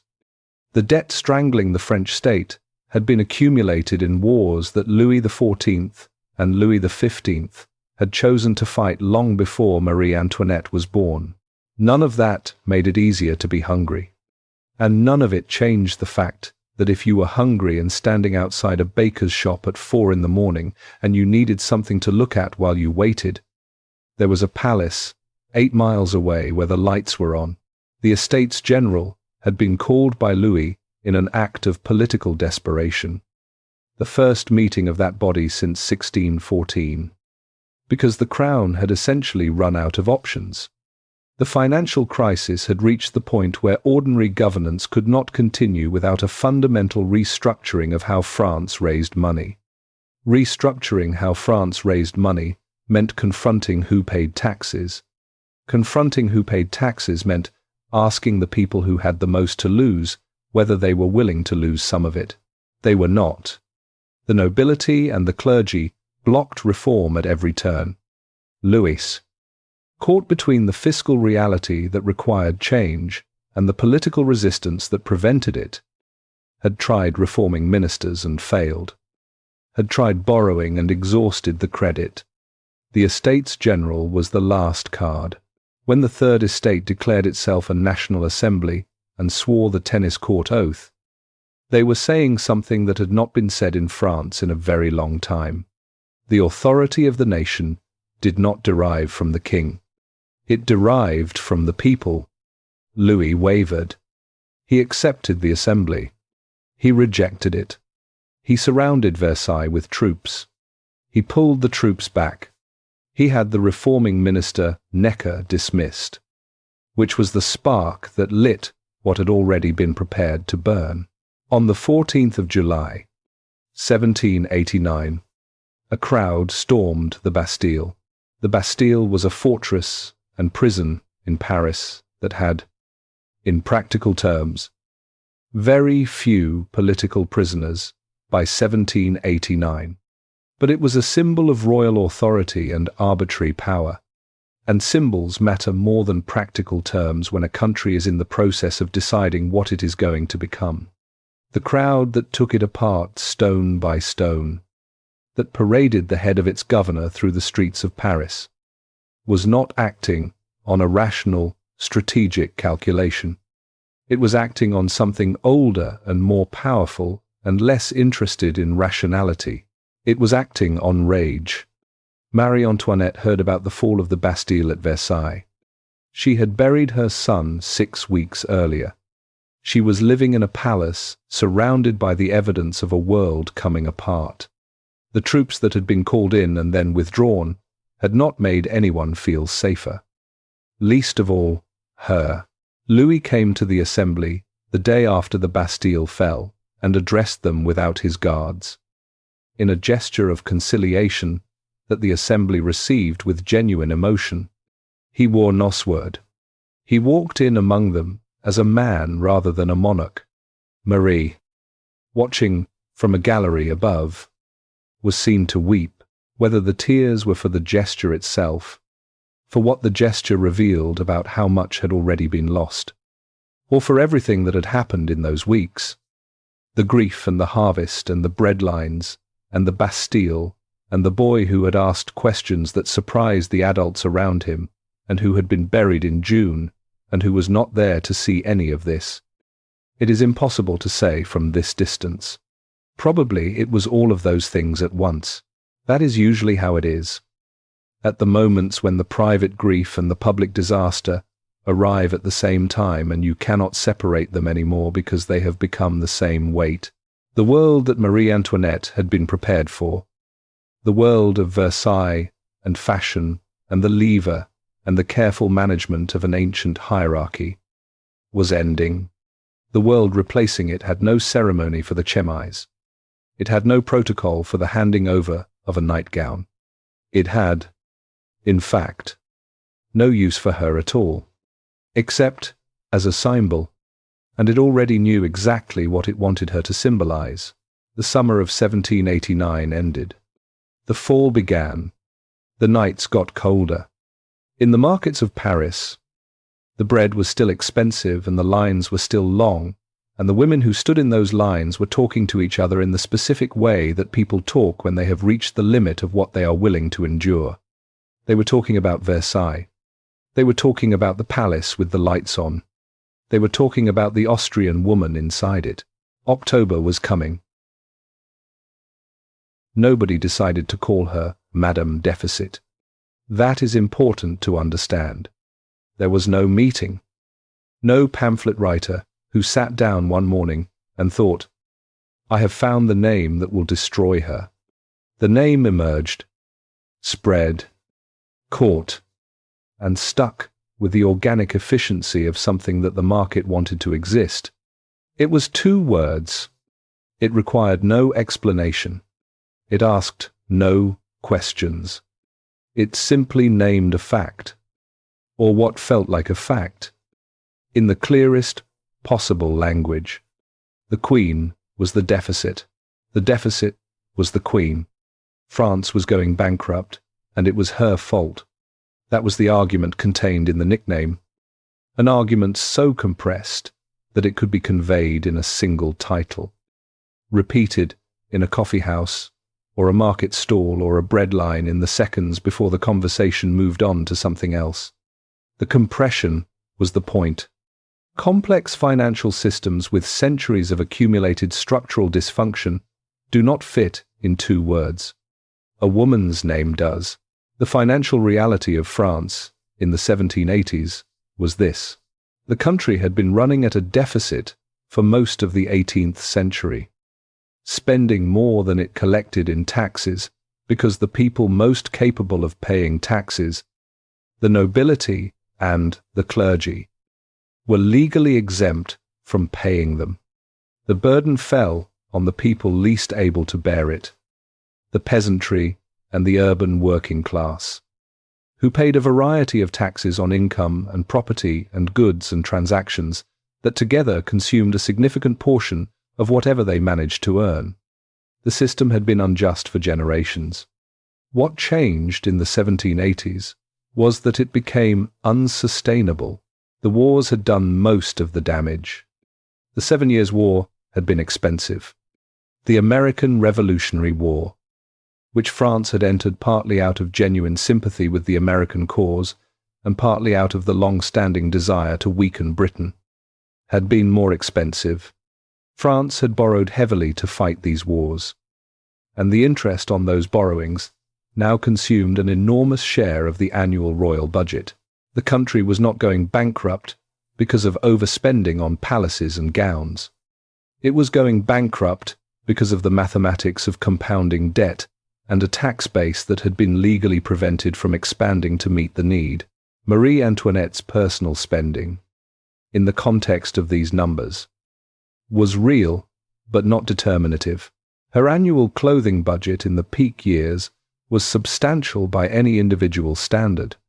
She was warned by her mother repeatedly, and by members of her household who understood that every livre spent on another gown was an image, cost they would all eventually pay. But her total personal expenditure across her entire reign represented a fraction of the national debt, a contribution to the deficit that was measurable only in the sense that everything is measurable if you have fine enough instruments. The silk workers of Lyon knew her name. The grain merchants of Bordeaux knew her name. The fishwives of Paris knew her name. The man who ran the numbers in the finance ministry knew her name, and also knew, with the precision that his profession required, exactly how much she had cost, and exactly how much that was against the total. He understood the disproportion. He also understood that numbers do not generate the kind of rage that closes a deficit. Symbols, dough. Now here is the part that requires honesty, because the honest account matters here more than the sympathetic one. Marie Antoinette was not entirely blameless. She spent money. She spent it freely.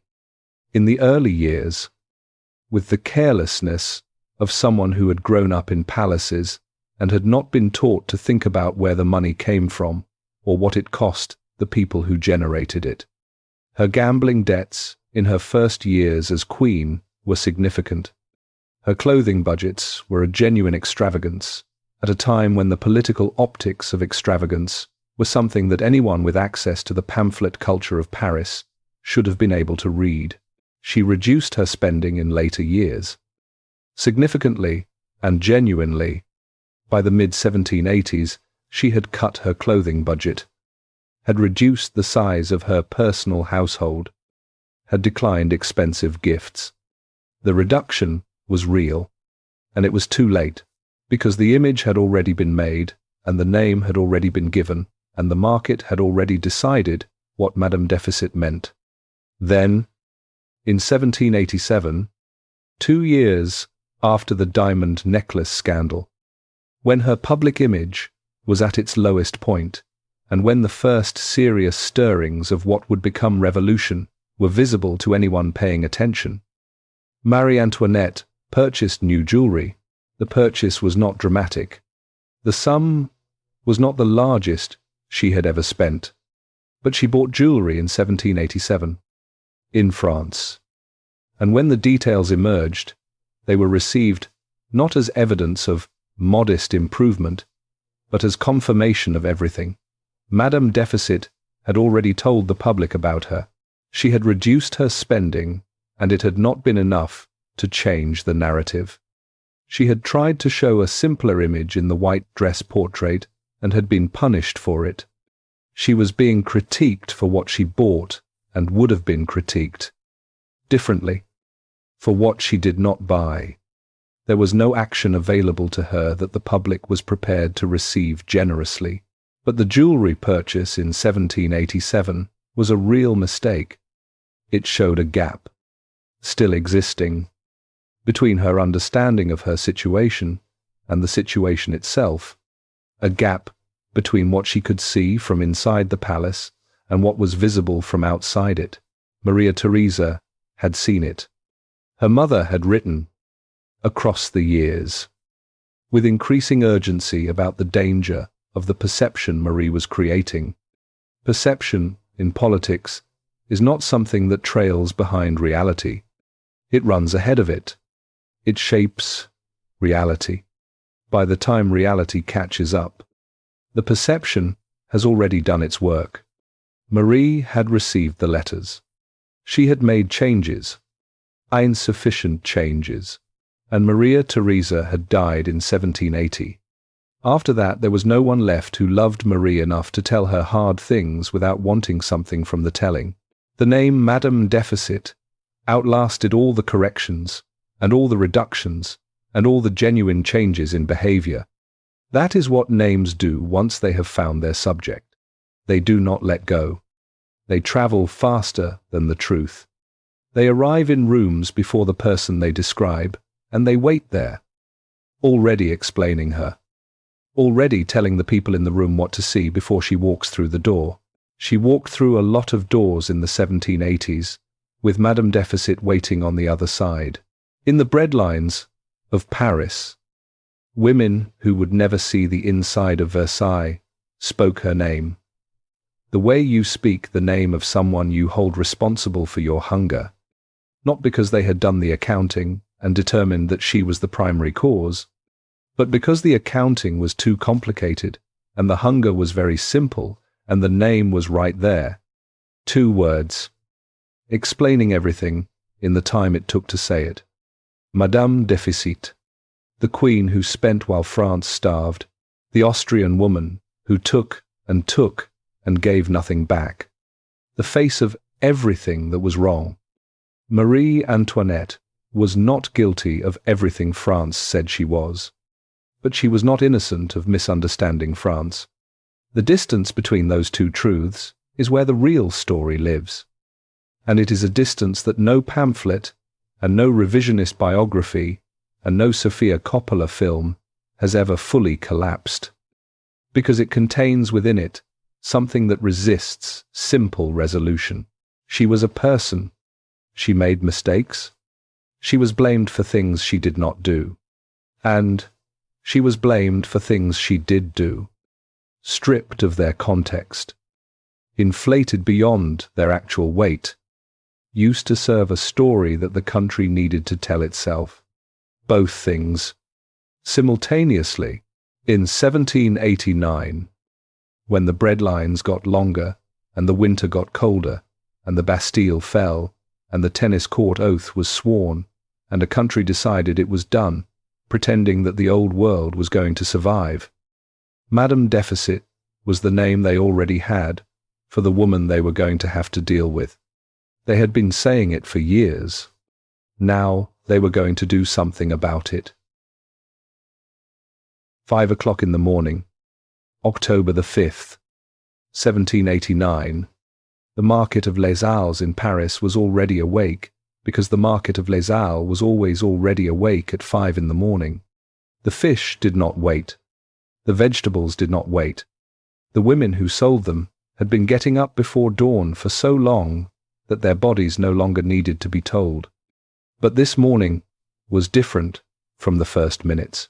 A woman whose name history did not think to record began beating a drum. The sound moved through the market the way sound moves through a crowd. Not as information exactly, more as permission. The women around her heard it and understood something. Not a plan. There was no plan yet. Not a destination. Not exactly. But an understanding that today was the day that something was going to happen. That the accumulation of cold mornings and empty shelves and bread that cost more than they had, and children who asked questions they could not answer, had reached a weight that a single drum could set in motion. They began to gather. They came from the market stalls and from the surrounding streets, and from the neighborhoods that fed into Les Halles, the way tributaries feed a river. They came with what they had. Some had pikes. Some had kitchen knives. Some had nothing but their presence and their voices, and the specific fury of women who have been cold and hungry for a long time, and have decided that being cold and hungry is not a condition of nature, but a condition of politics, and that politics is something that can be changed. By mid-morning, there were several thousand of them. Fishwives and laundresses and seamstresses, and the wives of craftsmen and workers. Women whose names do not appear in the histories written by people who recorded the names of the men in the rooms where decisions were made, but whose footsteps on the road to Versailles on that October morning changed the direction of the revolution as definitively as any speech or any decree. They walked 20 miles. It rained. The rain did not stop them. This is worth noting because it is easy, at 2.5 centuries of distance, to make what happened that day into something cinematic and clean. Marching women in the golden autumn light, righteous and unstoppable. What it actually was Veto. The road from Paris to Versailles was a mud road in October rain, and the women who walked it walked in soaked shoes and soaked skirts, and the specific physical misery of people who are already tired and cold and have committed to something, that the weather is not going to end. They arrived at Versailles in the late afternoon. The palace had received word that they were coming. The National Guard had been posted. The Assembly, which was meeting at Versailles in those early months, was in session. The king had been out hunting when the march began and had ridden back urgently, arriving to face a situation that no protocol had been written to address, because the protocol of Versailles had been written for a world in which the people outside the gates stayed outside the gates. The women forced their way into the assembly hall. A delegation of them met with the king. Louis, in the way that was most characteristically his, was personally kind in the meeting. He received them with decency. He listened. He made promises about bread that were genuine in their intention and inadequate to the situation. Some of the women who met with him were visibly moved by his manner. He was not a monster to meet in person. He was rarely a monster to meet in person. That was one of the genuine tragedies of his reign, that his personal qualities and his political failures were so thoroughly disconnected from each other. That night, a section of the crowd broke through into the palace. What happened in those night hours has been reconstructed from the testimony of survivors and witnesses and the official investigations that followed. And the reconstructions do not entirely agree, which is what you expect from the accounts of a chaotic night in a large building full of frightened people. What is clear is this: the crowd reached the apartments of the Queen's guards. 2 guards were killed. The crowd moved through corridors toward Marie Antoinette's rooms. She was awake. She had been awake. Someone came to her door in time to warn her. She fled through a connecting passage to the king's apartments in her nightclothes, with moments to spare. When the crowd reached her bedroom, she was gone. They found her bed. They put their weapons through it. The morning of October the 6th arrived with the crowd still in the courtyard of Versailles, wet and cold and not leaving, and with the situation unresolved in the way that situations involving thousands of armed people in a palace courtyard tend to resist easy resolution. What happened next is one of the most extraordinary moments in a story full of extraordinary moments. Louis and Marie appeared on the balcony together. The crowd roared. There was genuine anger in the roar, and genuine relief that the king was alive and visible. And the two things were mixed together in the way that crowds mix things that logic would keep separate. Louis spoke. He agreed to return with them to Paris. He agreed to live among his people. The roar changed quality slightly, became something that might eventually be approval. Then Marie Antoinette stepped to the front of the balcony alone. No Louis beside her. No children. No ladies in waiting positioned to soften the image. Just the Queen of France in the morning light, facing a crowd that had walked 20 miles in the rain to reach her and had put their weapons through her bed a few hours earlier. She made a deep, formal curtsy to the crowd. The crowd went very quiet. There was a pause. The kind of pause that happens when a large number of people are responding simultaneously to something none of them had expected. And then someone in the crowd shouted, "Vive la Reine! Long live the Queen!" And others took it up. Not all of them. Not with the full-throated unanimity of a crowd that has been won over. But enough of them, and with enough genuine feeling that the moment was real. It was the last time a crowd in France would cheer for Marie Antoinette. She stood on the balcony and received it with the composure that Versailles had trained her to maintain under all conditions. And if there was something moving through her in that moment that was more than composure, some recognition of what she was looking at and what it meant, she did not show it. She had lived her entire adult life being watched by people who wanted something from her. The ladies who catalogued her behavior for political advantage, the court that required her performance, the public that had formed an image of her from pamphlets and engravings and rumor. This was the first time she was watched by people who had nothing left to lose. That is a different kind of watching. It sees things that the other kind does not. It is not interested in what you represent. It is interested in whether you are real. She curtsied. She stood straight. She met the eyes of the crowd. The family returned to Paris the same day. The journey took 6 hours. The crowd accompanied them the entire way, surrounding the carriages, shouting, singing, carrying loaves of bread on the ends of pikes alongside the severed heads of the guards who had been killed the night before. It was a procession of triumph and terror simultaneously. And the royal family rode through the center of it in carriages with the curtains open, because closing them would have been taken as an insult, and insulting the crowd was not something they could afford. Marie watched Paris go by through the carriage window.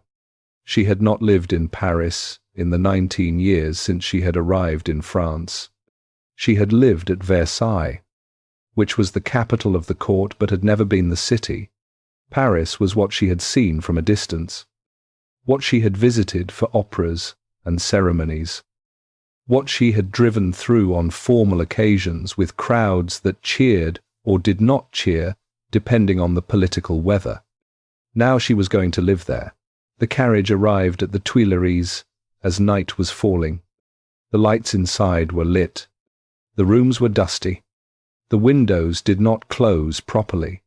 Somewhere in Paris, not far away, people were still singing about the day's events in the streets.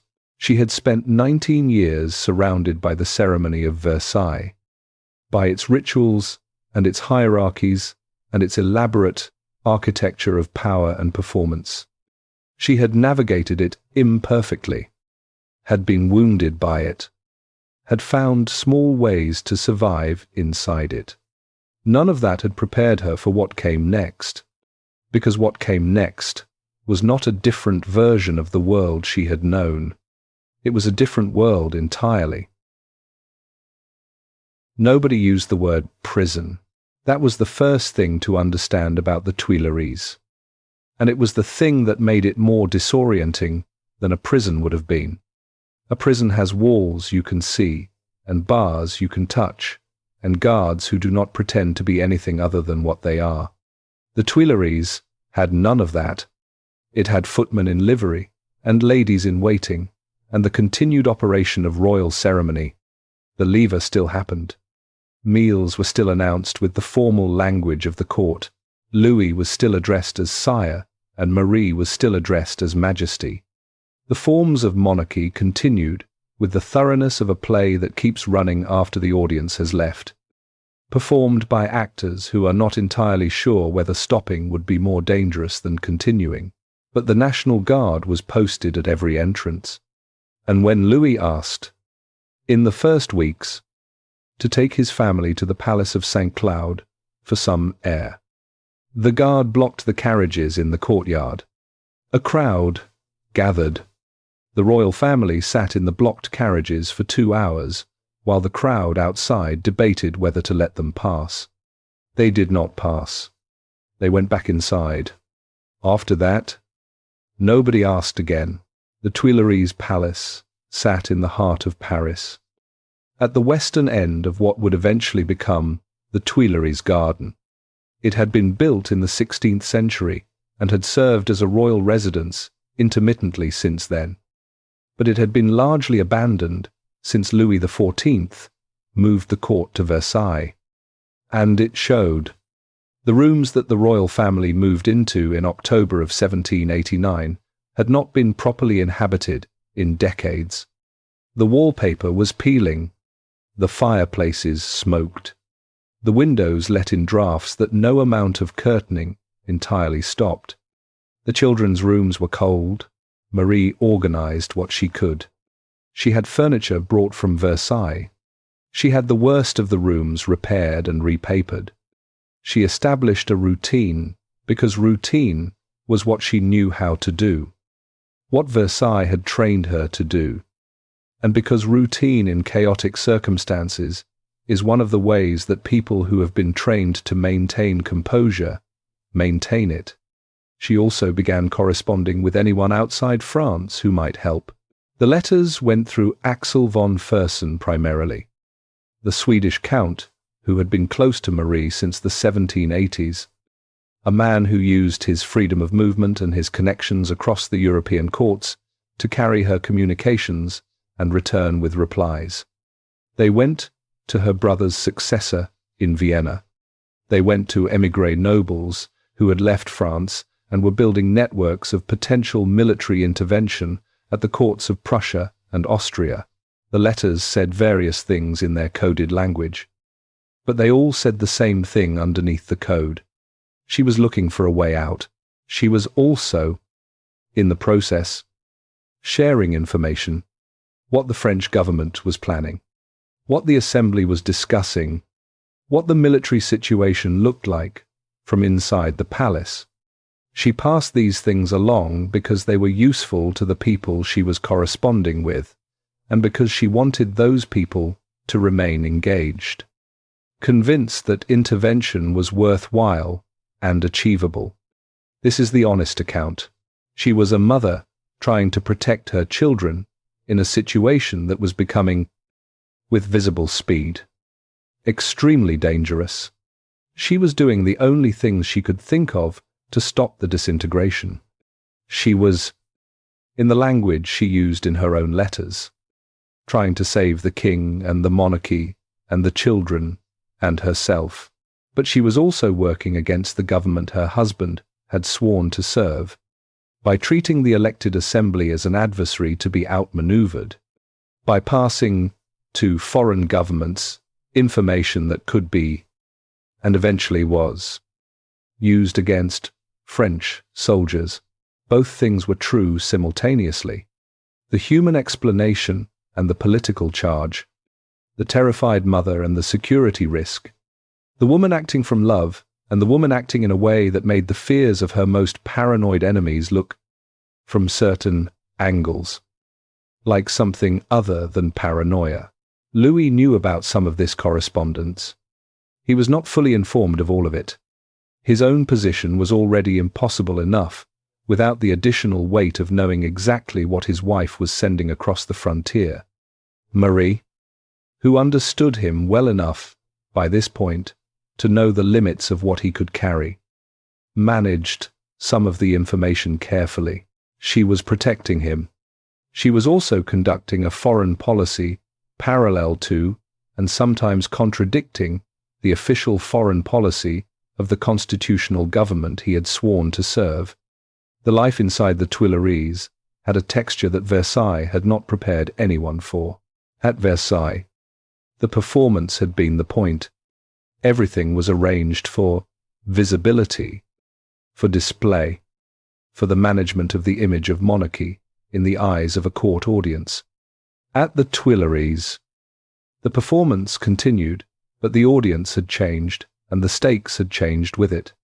The people watching now were guards who reported to the assembly and a public outside the gates that wanted to know, at any given moment, what the king and queen were doing and whether what they were doing was sufficiently revolutionary or insufficiently so. But there was something else happening inside those rooms that the guards' reports did not capture. Louis spent time with his books, and with his family. He was, in the Tuileries years, a more present father than he had been at Versailles, partly because the world had contracted around them, and proximity was now the condition of their existence. He played with the children. He helped with their lessons. He was gentle with Marie, in ways that their earlier years had not always permitted. Because the elaborate distance that Versailles had enforced between them had collapsed into something more ordinary and more human. They ate together. They sat together in the evenings. They talked. It is one of the stranger ironies of their story that the years when they were most like an ordinary family were the years when the world outside was working hardest to destroy them. Louis, Charles, called Chaud d'Amour by his mother, was 4 years old when they arrived at the Tuileries and 7 when they left it for the last time. He was a bright and affectionate child who understood more of what was happening around him than the adults would have liked, and who asked questions that required careful answers. Marie-Therese, called Mousseline, was 11 when they arrived, old enough to understand a great deal, and young enough that she had not yet developed the defenses that understanding requires. She watched everything. She remembered everything. Marie gave the children as much normal life as the circumstances permitted. Lessons continued. Games continued. The garden of the Tuileries was available to them, though always with guards visible and the sounds of Paris audible over the walls. The city pressed against the edges of their reduced world with an immediacy that Versailles, with its long vistas and its careful distance from anything that might disturb the performance, had never permitted. From the windows of the Tuileries, on certain evenings, you could hear singing in the streets. The songs of the Revolution were extraordinary, not all of them as melody, but all of them as expression. The Marseillaise and the Carmagnole and a dozen others that spoke of liberty and the nation and the rights of the people in the language of people who have recently discovered that those words can be said out loud, without punishment. Inside the Tuileries, the royal family heard them. There is a letter from 1791 in which Marie writes that she sometimes feels she is already dead and watching the world go on without her. She did not mean it literally, or not entirely, but the feeling she was describing was real. It was the feeling of a person who has understood that the story being told about the world no longer contains a role for her. She was 35 years old. Her hair had started going grey. Not slowly, the way hair greys with age, but in patches and streaks that people who saw her in those years noted with the careful observation of people watching someone under extreme stress. The body registering what the face was trained not to show. She kept her back straight. She maintained the composure that Versailles had trained her to maintain. She wrote her letters and managed the children's lessons and attended the ceremonies that still required attending and waited for the answer to come from Vienna or from Stockholm or from wherever the help was going to come from, if it was going to come at all. The guard outside changed shifts at regular intervals. Nobody used the word prison. Nobody needed to. The plan had been in preparation for months. Fersen had designed most of it. He was methodical about the parts he could control and honest in his private correspondence about the parts he could not. The route was chosen. The coaches were arranged. A large Berlin carriage built to carry the whole family comfortably, hired under a false name through intermediaries. It was not built to disappear. It was built for a royal family, which meant it was large and well appointed and exactly the kind of vehicle that people on the side of a road at midnight would turn to look at. The papers were forged, identifying the royal family as the household of a Russian baroness named Korff, travelling to Frankfurt. The uniforms for the guards were prepared. The rendezvous points were established. where units of loyal troops under the command of the Marquis de Bouillé would be waiting to escort them to the fortress of Montmedy near the northeastern frontier, still inside France but close enough to the border to change the balance of power entirely. Everything was planned. Many things went wrong. The night of June the 20th, 1791 began with a delay that seems small in retrospect, and was not small in its consequences. The family was supposed to leave the Tuileries at 11 o'clock at night. They left closer to midnight.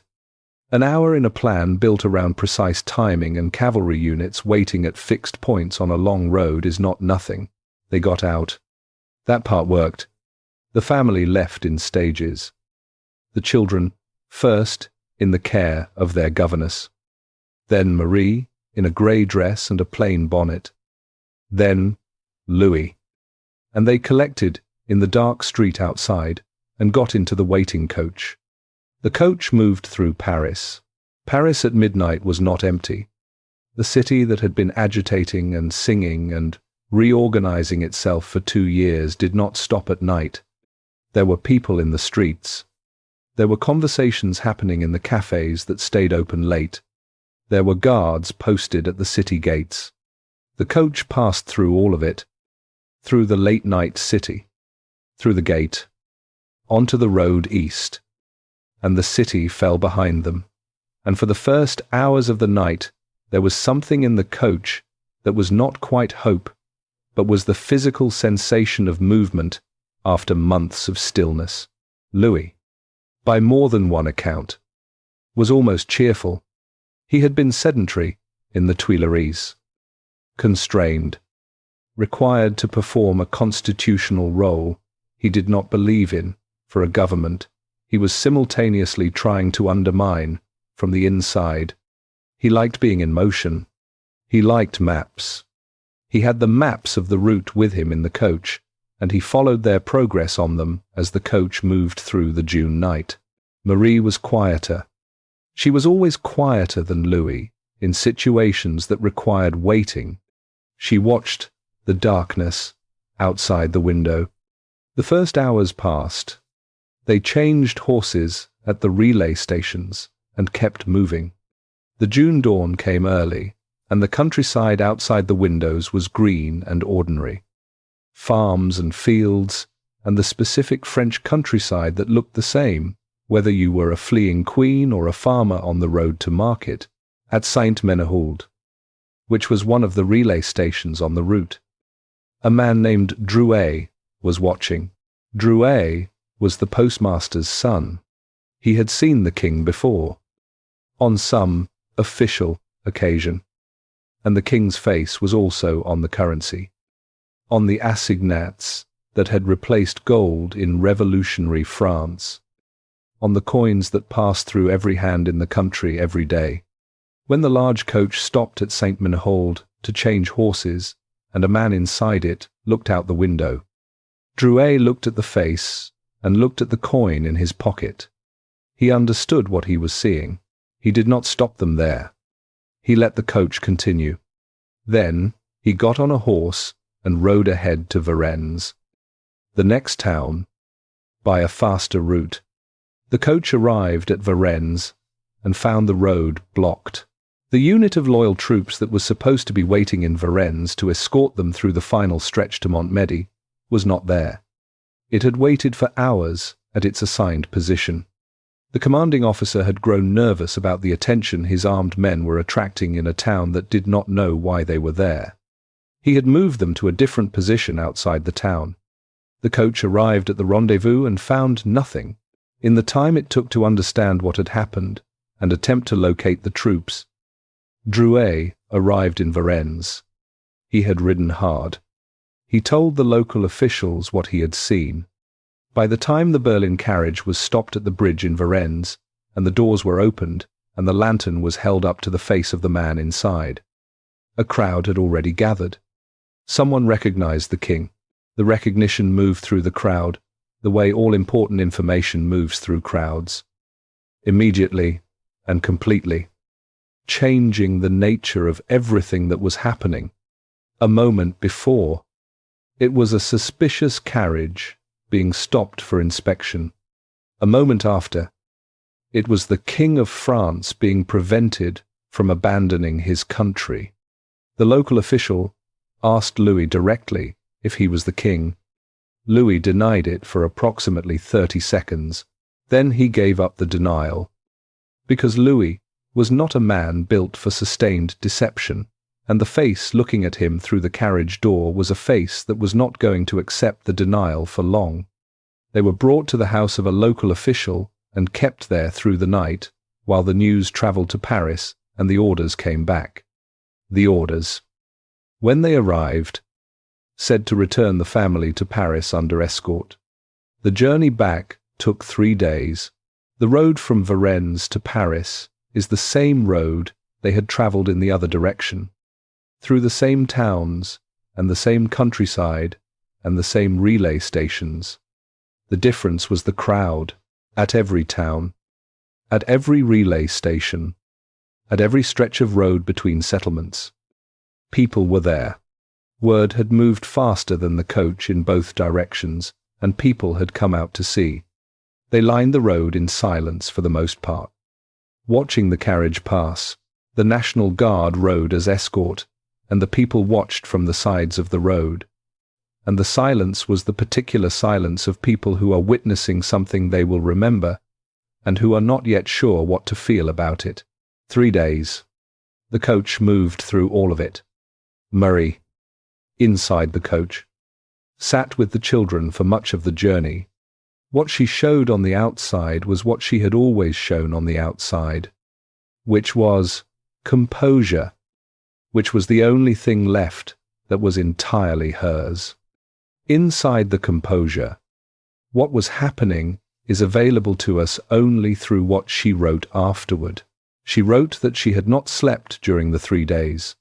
She wrote about the heat, which was extreme, and about the children, and about Louis. She did not write self-pityingly.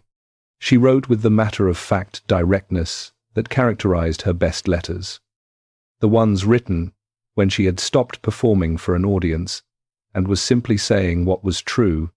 She wrote that she understood what Varennes meant. She was right. She understood it exactly. Before Varennes, there had still been a version of the story in which the king was a constitutional monarch who had accepted the revolution in good faith and was trying to make the new system work. The story was not true, but it was available. People who wanted to believe it could believe it. People who wanted to give the monarchy the benefit of the doubt had room to do so. The room was gone now. They had tried to run. They had forged papers and hired a coach and dressed their family in disguises and attempted to leave France secretly in the middle of the night.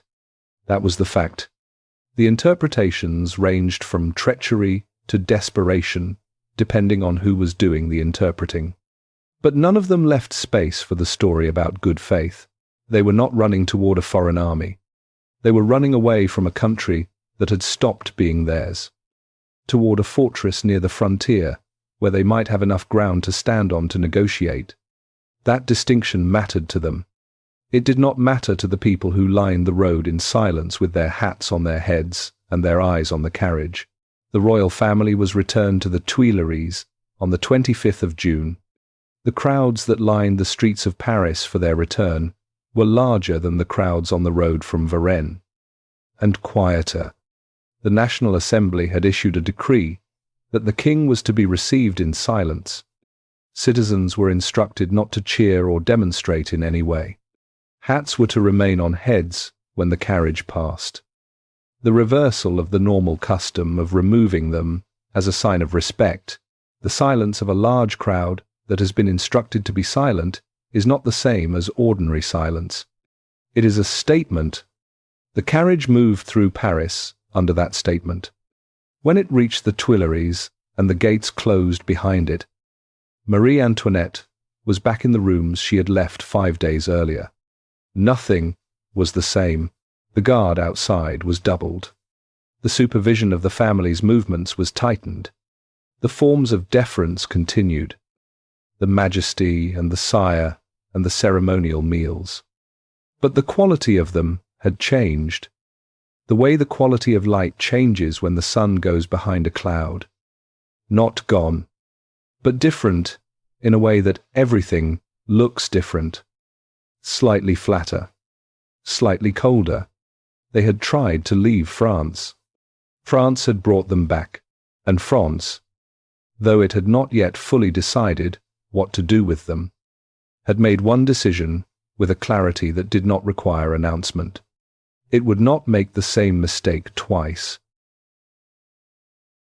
There is a song, it was called La Carmagnole, and by the autumn of 1792 it was being sung in the streets of Paris by people who had not previously thought of themselves as the kind of people who sang songs in the street. It was loud, and it was simple, and it was cruel, in the specific way that popular songs are cruel when they are written by people with genuine grievances and no other available weapon. One of its verses was about Madame Veto. Madame Veto had promised to cut the throat of all Paris. That is what the verse said.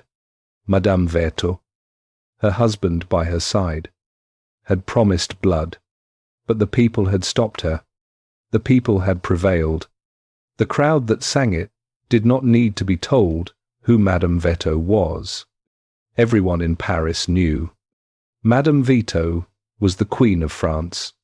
Madame Veto was the Austrian woman in the Tuileries palace.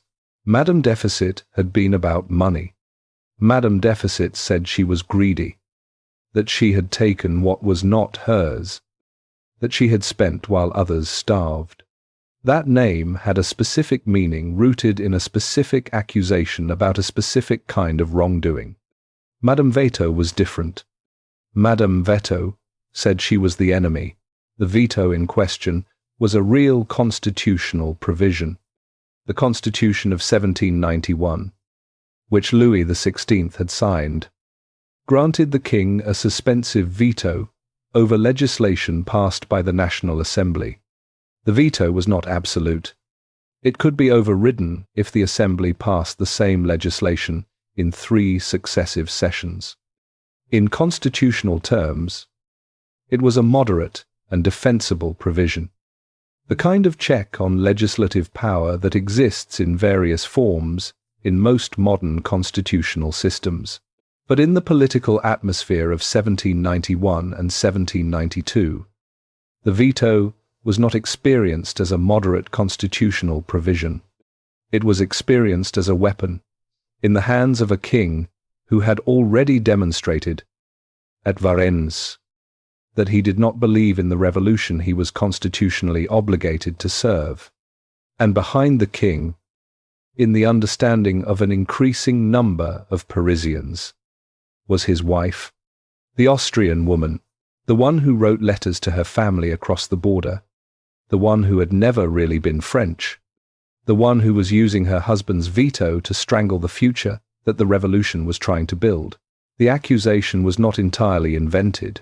From the Tuileries, Marie maintained a secret correspondence with her brother's successor in Vienna, the Holy Roman Emperor Leopold II, and later with the young Emperor Franz II who followed him, with the Swedish court, and with various émigré nobles who had left France after the revolution began and were lobbying the courts of Europe to intervene militarily and restore the monarchy. The correspondence was conducted through intermediaries, written in code when possible, and kept from the knowledge of the constitutional ministers who were officially advising the king. She was also, through the same channels, passing information about French military and political intentions to those foreign courts. Was this treason? The question is not as simple as it sounds. She was not French by birth. She had been sent to France as a diplomatic instrument of the Austrian crown, which still had a claim on her loyalty that no revolution in Paris could simply dissolve by declaration. She was a mother trying to protect her children in a situation that was becoming extremely dangerous. She was doing the only things she could think of. She was in the language she used in her own letters, trying to save the king and the monarchy and the children and herself, but she was also working against the country she had lived in for more than 20 years. By treating the government that her husband had sworn to serve as an adversary to be outmaneuvered, by passing to foreign governments information that could be, and eventually was, used against French soldiers. Both things, simultaneously, the human explanation and the political charge, the terrified mother and the security risk, one did not cancel the other. Then came the Brunswick Manifesto. The Duke of Brunswick, commanding the combined forces of Austria and Prussia that were advancing toward France, issued a declaration in late July of 1792 that was intended to frighten Paris into submission. It warned that if the royal family was harmed, Paris would face military execution. It threatened specific individuals. It spoke, in the language of 18th century military formality, about the consequences that would follow if the revolution did not reverse itself. Whether Marie Antoinette contributed to its content directly, through the suggestions she had made in her correspondence about the kind of pressure that might force a political settlement, is a question that the surviving documents do not answer with perfect clarity. What is clear is what happened when the manifesto was published in Paris. The fear it was designed to produce was produced, but it did not produce surrender. It produced rage, the specific rage of people who have been threatened in their own city by forces they have been told represent the old world they have been fighting to leave behind. The manifesto did not make Parisians want to protect the monarchy. It made them want to finish what they had started. Louis used his veto in June of 1792 to block 2 decrees from the Legislative Assembly. The crowd that appeared at the Tuileries on the 20th of June was large, and it was armed, and it was not there to petition. It forced its way into the palace. It found Louis and placed a red liberty cap on his head, and he wore it. For hours, with the passive stoicism of a man who has understood that resistance is not available to him, he was not harmed. The crowd eventually left. Marie, during the invasion of the palace, was separated from her husband and barricaded in a room with her children and a handful of loyal attendants. A table was pushed against the door. She sat behind it and waited. The crowd left. The royal family was, technically, unharmed, but something had crossed a threshold on the 20th of June that could not be uncrossed. The palace had been invaded. The king had been humiliated. The queen had hidden behind a table, and the people who had done it had gone home to their neighborhoods and their conversations and their songs. The songs said that Madame Veto had tried to cut the throat of Paris, and the people had stopped her. They believed this. They sang it in the streets. Marie Antoinette had stopped, somewhere in those months, being a person they were angry at. She had become a person they were afraid of. That transition from object of contempt to object of fear is one of the most dangerous things that can happen to someone in a revolution. Contempt generates humiliation. Fear generates preemptive action. The action was coming. It was 7 weeks away, on the 10th of August, 1792. The insurrection that had been building through the summer arrived at the Tuileries. The Paris sections called out the National Guard and the Fédéré troops who had come to Paris from the provinces and had not left. The tocsin, the alarm bell, rang through the night of August the 9th. In the neighborhoods of Paris, men who had been waiting for this gathered their weapons and moved toward the palace. Marie Antoinette was awake through the night. She had been warned that something was coming. She knew the quality of this night was different from the other nights of crisis that had punctuated the 2 years in the Tuileries. Dawn came. The assault came with it. The Swiss Guard, the King's personal guard, was still loyal, still at its posts, still prepared to fight. What happened in the courtyard of the Tuileries in the first hours of August the 10th was a close-quarters battle between the Swiss Guard and the insurgent forces that killed hundreds of men in the space of a palace courtyard. The Swiss fought with the professionalism that had made Swiss soldiers the most reliable hired troops in Europe for centuries. They were outnumbered. They were in a position that could not be held. And the king, at some point in the fighting, sent them an order to stop. He sent the order because he believed it would save their lives. It did not save their lives. When the Swiss Guard laid down their weapons, the insurgents killed most of them anyway. In the courtyard, and in the rooms of the palace, and in the streets around it, the bodies were there for days. The royal family was not in the palace when the worst of the fighting happened. They had left. Louis had made the decision, in the early hours of the assault, to seek refuge with the Legislative Assembly, which was meeting in a building adjacent to the Tuileries. They walked from the palace to the Assembly building through the garden. The morning was already hot. The sound of fighting was audible behind them. Louis Charles, 7 years old, kicked at the leaves on the path as they walked, leaves that had fallen early in the dry summer. Marie, walking beside her children through the garden of the palace she was leaving for the last time, watched her son kick the leaves. She said nothing. Inside the assembly, the royal family was placed in the reporter's box, a small room with a low railing. While the session continued around and above them, they sat in the box for the rest of that day and into the next. 12 hours. While the assembly debated what to do and the fighting continued outside, and the reports came in about what was happening in the palace and in the streets. By the end of the session, the assembly had voted to suspend the monarchy. The king was no longer king. He was Louis Capet, a citizen of France. She was no longer queen. She was the widow Capet. Before Louis had even died, the family was taken to the temple. The temple was a medieval tower complex in Paris, used now as a place of confinement. When they arrived on the night of August the 13th, the children were exhausted, and the adults were past the specific kind of exhaustion that sleep fixes. They were shown to the rooms that had been prepared for them. The rooms were not large. They were adequate in the way that spaces can be adequate without being human. Louis Charles asked when they were going home. Nobody answered. That was August of 1792. The world that had been ending slowly for 3 years had now ended. They were still a family.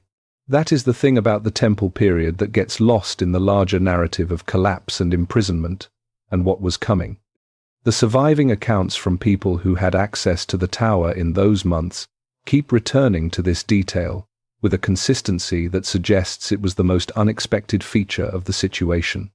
In the ruins of everything that had defined them, Louis and Marie and their 2 surviving children were, in the temple, more genuinely a family than they had ever been allowed to be at Versailles. There were no ceremonies.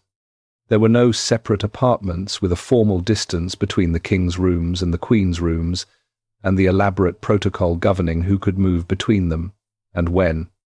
There was no lever, no coucher, no presentation of the chemise in the order of precedence. There were rooms, and in those rooms there were 4 people who were related to each other and who had, outside those rooms, nothing left. Louis taught his son Latin. He read to the children from history books that the guards allowed them to have. He played games in the evenings. He was in the temple, the father that Versailles had made it nearly impossible for him to be, present and unhurried and genuinely interested in the small daily texture of his children's lives, in the way that fathers are interested when they have nowhere else they are required to be. Marie taught her daughter. She worked with Marie-Thérèse on languages, on history, on the skills she had been taught in Vienna before the journey across the Rhine. The things that could be carried from one life into another because they lived in a person rather than in a place. She was a different teacher than her own teachers had been. More patient, more attentive to what the student actually understood rather than what the lesson plan required. One afternoon, Marie-Thérèse was struggling with a passage in Latin and growing frustrated in the way that children grow frustrated when a thing that should be simple refuses to become simple. Marie sat beside her at the small table in the tower room and went through the passage line by line, slowly, without impatience, until the frustration eased and the meaning opened. Marie-Thérèse looked up when they finished. Her mother was watching her with an expression that Marie-Thérèse, writing about it decades later, described as the clearest she had ever seen on her mother's face. Present, simply present, without the performance, without the watching, without the weight of being what everyone in France needed her to be. She was 36 years old. It had taken her that long to be fully in a room with her own child. Outside the tower, the revolution was accelerating toward the place it had always been going, the National Convention, which had replaced the Legislative Assembly, was dominated by men who had no interest in any outcome that left Louis XVI alive. The king had committed treason, the evidence of his correspondence with foreign powers, of his secret negotiations, of the fundamental bad faith with which he had approached the constitutional role he had sworn to fill, was available and damning. The convention debated what to do with it, which in practice meant debating how quickly and in what form the inevitable should occur. The trial of the king opened in December of 1792. Marie was not permitted to attend. She received what information she could through the guards and through the fragments of news that made their way into the tower. She understood what was happening. She had understood the direction of what was happening since Varennes. Perhaps since the night the women of Paris walked 20 miles in the rain. The trial was not a question. It was a form. Louis was found guilty on the 17th of January, 1793. The convention voted on the sentence, execution. The vote was close. It was not close enough. He was executed on the 21st of January, 1793. The guillotine stood in the Place de la Révolution, the large open square at the western end of the city. The crowds that gathered were large. The accounts of witnesses who were there describe a silence that fell in the moment before the blade and then, after, a shouting that travelled through Paris in waves. Marie was in the tower. She knew the time of the execution. She did not need to be told when it was over. The guards who came to her afterward did not say anything about what had happened. They did not need to. What they called her was the first signal, the word Majesty, which had preceded her name in every formal address since she was 19 years old, was gone. She was the widow Capet now, the widow of a man who had been given the name Capet to strip him of the name he had carried as king, the way they had stripped her of her name on the island in the Rhine 23 years before, except this time the stripping was done to a man who was already dead. She went on. The days in the temple continued. The routine continued. The children played. The guards changed shifts. The newspapers that were permitted into the tower told a story of a France that was unrecognizable from the France she had arrived in, a country that had abolished the monarchy and was at war with most of Europe and was consuming its own leaders with the same appetite it had consumed its kings. She wrote letters that did not leave the tower. She wrote long drafts of things she was thinking and then burned the drafts because anything written could be used, and she had learned by now the specific discipline of a person who knows she is being watched and has adjusted her behavior. To protect what remains to be protected, the hair continued to go white. Contemporary observers who saw her in those months described the change in the kind of careful, specific language of people who are witnessing something they do not have adequate words for. It had not gone grey in the gradual way of ordinary aging. It had gone white in patches, and then more quickly, in the way that people sometimes change when what is happening to them is happening too fast for the body to absorb at its ordinary pace. She was 37 years old. Then, July of 1793 arrived. The Committee of Public Safety, which was becoming the real governing power of France in those months, decided that Louis Charles needed to be separated from his family. The official reason was education. The 8-year-old needed to be removed from the influence of his mother and his sister and placed in the care of someone who could instill in him the values of the Republic. The actual reason was political. A surviving son of Louis XVI, even a son in Republican custody, was a symbol that the émigré nobles outside France could organize around. If he could be transformed, if he could be made to testify against his parents, if he could be converted from a royalist symbol into a republican one, he became useful rather than dangerous. What happened when they came to take him is one of the moments in this story that the surviving accounts preserve with unusual consistency. They came in the evening. They told Marie that Louis Charles was to be transferred to different quarters in the tower, to be educated separately. She refused. She held him, and she told them no. The officials waited. She held the boy. They told her it was not a request. She held the boy. More guards were brought. The situation, as the official report filed afterward described it, became extended. The word extended in the report covers something that the witnesses describe differently. The boy was crying.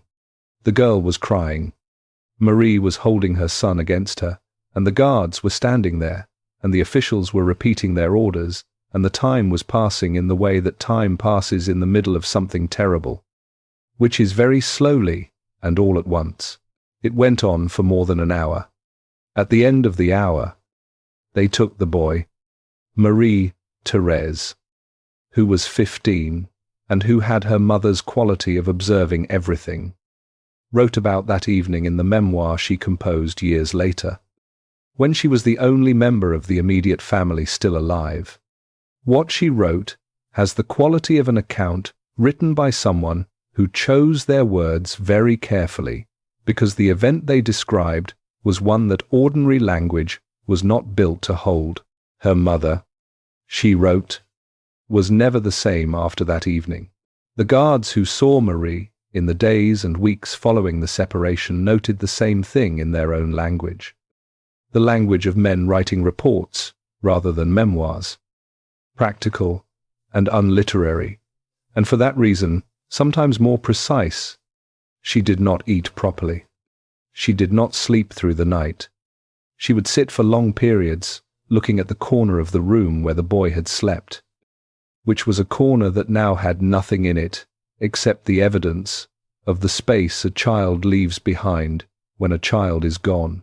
She was transferred from the temple to the Conciergerie on the 2nd of August, 1793.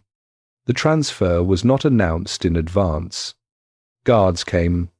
She was permitted to take very little. She was moved through the pre-dawn Paris streets in a carriage to the prison on the Ile de la Cite, the old island in the middle of the Seine where the Cathedral of Notre Dame stood and where the Conciergerie had been processing the condemned for centuries. The cell they gave her was small. Marie Therese, left behind in the temple, would not see her mother again. Louis Charles, in his separate rooms in the tower, was already being told different things about his family, being shaped toward the purposes that the Committee of Public Safety had assigned to him. He was 8 years old. He did not have the defenses that 15 years had given his sister. He would survive in the temple for 2 more years. He would die there in June of 1795, 10 years old, of tuberculosis, and the conditions of his confinement in a room that smelled of the illness and the darkness, with no family and no one who loved him beside him, the family that had been most itself in the tower. In the months after the monarchy fell and before the separations began, the father teaching Latin and the mother teaching languages, and the games in the evenings and the small daily textures of 4 people who had each other when they had nothing else, was gone. The title was gone. The palace was gone. The husband was gone. The son was gone. She was in a cell in the Conciergerie with a candle and a cot and the sounds of Paris outside the window and the knowledge, arrived at through the accumulation of every event since the island on the Rhine, of exactly what came next. They had taken her title, her palace, her husband, and her son. She was 37 years old. Her hair was white. There was almost nothing left to take. Almost. The cell was smaller than her dressing room at Versailles. Not metaphorically smaller, actually smaller. The room where she had stood every morning while the ladies of the court handed her chemise from hand to hand according to the order of their rank. The room where she had waited in the cold for the right number of aristocratic hands to have touched her nightgown before she was permitted to put it on. That room had been larger than the space where Marie Antoinette spent the last 11 weeks of her life. The cell in the Conciergerie was roughly 12 feet by 12 feet. There was a cot against one wall, a small table, a chair, a screen in the corner that provided the only privacy available, because the window in the door that faced the corridor allowed the guards to see most of the room at all times. The window admitted light in the day and cold at night.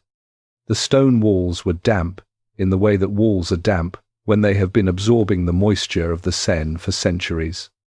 The candle on the table was replaced when it burned down. One of the small regularities that the prison maintained. She had been brought here on the 2nd of August, 1793. Transferred from the temple in the early hours of the morning before Paris was properly awake. Moved through the city in a carriage with curtained windows. Admitted through the prison entrance and taken to this room. She was permitted to bring very little from the temple. What she had was what she arrived with. A woman named Rosalie Lamorlière was assigned to attend her. Rosalie was not a lady-in-waiting. She was a servant of the prison, a young woman in her 20s who had been given the task of bringing the prisoners' meals and attending to the basic necessities of her situation. She was not supposed to form a relationship with the prisoner. She formed one anyway, in the way that human beings form relationships when they are placed in close proximity to each other under difficult circumstances. Through small kindnesses and the accumulated presence of one person taking care of another, Rosalie left a memoir. It is one of the most important documents we have from the Conciergerie period, because Rosalie saw Marie Antoinette every day in the smallest details of daily existence, and she wrote about what she saw with the directness of someone who had not been trained to frame her observations for a political audience. What Rosalie wrote does not describe a woman who had surrendered. Marie rose each morning and dressed herself, carefully and without assistance, which, in a life that had contained almost no unassisted dressing, was itself a kind of adjustment. She folded her things. She kept the small space in order with the specificity of someone who has decided that the things she can control she will control. and the cell was one of the things she could control. And so the cell was kept. The guards, who watched through the window in the door, noted this. Several of them wrote about it afterward, the same detail appearing in different accounts. The former Queen of France, keeping her cell tidy in the way that people keep small things in order when the large things are beyond keeping. She asked Rosalie about her family, about the other people in the prison, about the news from outside. When Rosalie had news, which was not always, she maintained an interest in things beyond the cell, in the world that was continuing without her, with the determination of someone who has decided that interest is the last form of engagement available and is not willing to abandon it. She embroidered. Rosalie had provided her with needle and thread when she arrived, and she worked on small pieces of needlework in the hours that were not otherwise occupied. Her eyes were not good in the dim light of the cell. She held the work close. The guards watched her through the window in the door and wrote in their reports that the prisoner passed the time with needlework and did not elaborate. Because what is there to say about a woman embroidering in a cell, except that she is embroidering in a cell? And the fact speaks for itself if you let it.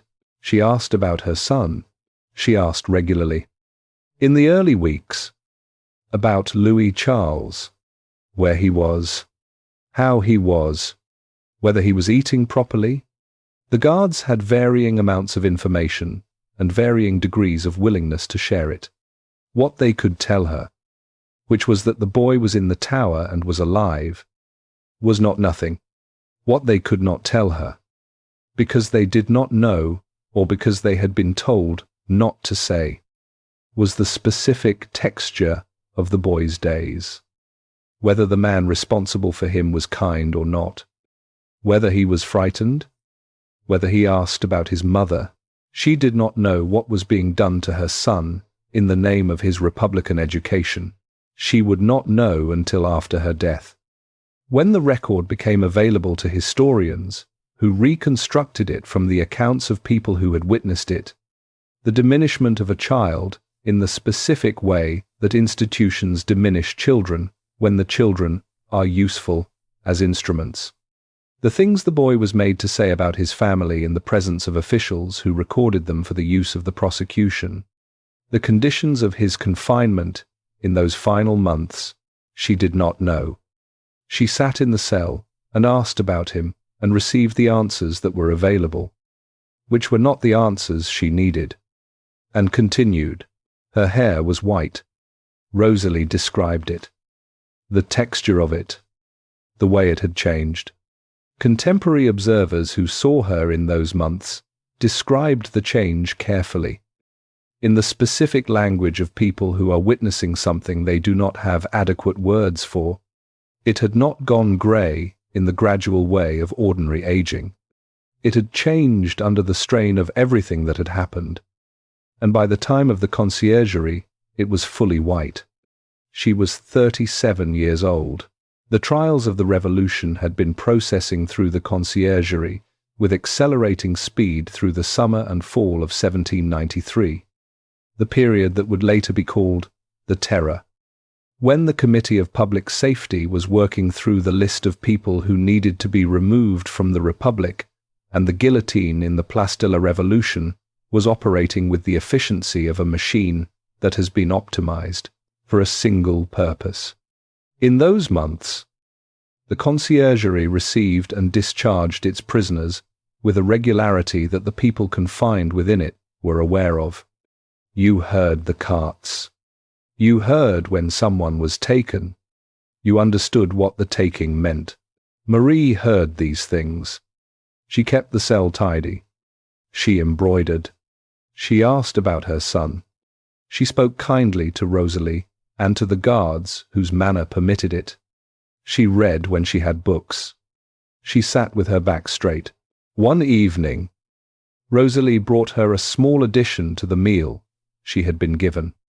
Something extra, something that had not been officially authorized, and that Rosalie had managed through the small ingenuities that people in her position develop when they want to do something kind and are not permitted to do it directly. Marie thanked her. She thanked her in the specific way that people thank other people when they understand that the kindness has cost something, when they recognize the risk in the gesture, rather than just the gesture itself. Rosalie left the cell and stood in the corridor for a moment before continuing her rounds. She had served many prisoners. She had not served one who thanked her like that. One of those letters was the one she wrote on the night of the 15th of October, 1793, the night before her execution, addressed to Madame Elizabeth, her sister-in-law, Louis's surviving sister, who was also imprisoned in the Temple. The letter was not delivered. It was intercepted by the prison officials and passed upward, and it survived in the archives that were opened after the Revolution. And it was published decades later. She wrote about her children. She wrote that she hoped Marie-Thérèse would always remember the advice a good mother gave, and understand that it came from love. She wrote about Louis Charles, about how she hoped he would never forget his father's last words, which had been about forgiveness. She wrote about her own faith, briefly and without performance. She wrote that she was not afraid of death, that she was afraid only of being separated from her children, which was a separation that had already happened. She wrote that she forgave the people responsible for what had happened to her. Then she folded the letter. It was late. The cell was quiet. The candle was burning. Through the window in the door, if a guard was watching, they would have seen a woman with white hair sitting at a small table with a folded letter in front of her, in a room 12 feet by 12 feet, on the night before her execution, at Versailles. She had been watched because she was powerful. In the Conciergerie, she was watched because she had become powerless. The only thing that had not changed was that she was still being watched, and she still sat with her back straight. The trial of Marie Antoinette opened on the 14th of October, 1793, 2 days. That is how long it took the Revolutionary Tribunal to process a case that had been building for 23 years. Not because the case was simple, because the outcome had been decided before the first witness was called. Everyone in the courtroom understood this. The judges understood it. The prosecutors understood it. The lawyers assigned to defend her understood it. And Marie Antoinette, sitting in the defendant's chair in a black dress with her white hair pinned beneath a white cap, understood it more clearly than anyone. She had been given almost no time to prepare. The lawyers assigned to defend her, 2 men named Chauveau-Lagarde and Tronçon du Coudray, had met with her for only a few hours before the trial began. They were not given access to the evidence against her until the night before the opening session. They were competent men, doing what they could in a situation that had not been designed to be defended. The courtroom itself was packed. The Revolutionary Tribunal sat in the former royal palace on the Ile de la Cite, a building she had passed 100 times in her years in Paris and had never entered. The public galleries were full. People had been waiting since before dawn for seats. The proceedings were public by design, because the Republic wanted the people to see justice being done, and what the Republic called justice required an audience. She was brought in. The accounts of people who were in that courtroom describe the same thing with a consistency that suggests they were all seeing the same woman and responding to the same quality in her. She was composed. She was pale. She was dressed simply. Her white hair, which had last been seen by most of the people in that room in the portraits and engravings that had circulated through Paris for 20 years. The hair that had once been powdered and piled into towers with ships and flowers and ostrich feathers was pinned back plainly under the white cap. She sat down and looked at the room. The charges were read. There were 3 categories of accusation. The first was treason. She had maintained correspondence with foreign powers, had passed military and political information to the enemies of France, had worked to undermine the Republic from within the Tuileries. These charges had the most substance. The correspondence was real. The information had been passed. The debate among historians has always been about the significance and the intent, not about whether it happened. The second was conspiracy. She had allegedly encouraged the flight to Varennes, had been the driving force behind the attempt to escape, had conspired with émigré nobles and foreign courts to destroy the revolution. These charges blurred the distinction between things she had actually done and things that had been attributed to her in the political imagination of the preceding years. The third category was introduced near the end of the first day, and it was different in kind from everything that had come before it. The public prosecutor, a man named Fouquier-Tinville, read the accusation.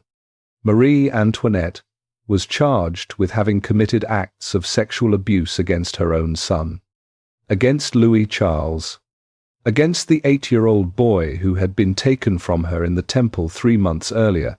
The accusation had originated with the men responsible for Louis Charles's Republican education, who had pressured the child through means that the records describe in careful, bureaucratic language that does not fully cover what was done to an 8-year-old in a tower room, to make statements against his family. The statements, extracted under conditions that would not be recognized as voluntary by any reasonable standard, were now being presented as evidence in a courtroom. The room went quiet when the accusation was read. Marie Antoinette looked at the prosecutor. She did not speak immediately. The silence lasted long enough that people in the gallery shifted in their seats, uncertain what was coming, uncertain what the correct response was to a charge of this nature, and uncertain whether there was a correct response at all. Then she spoke.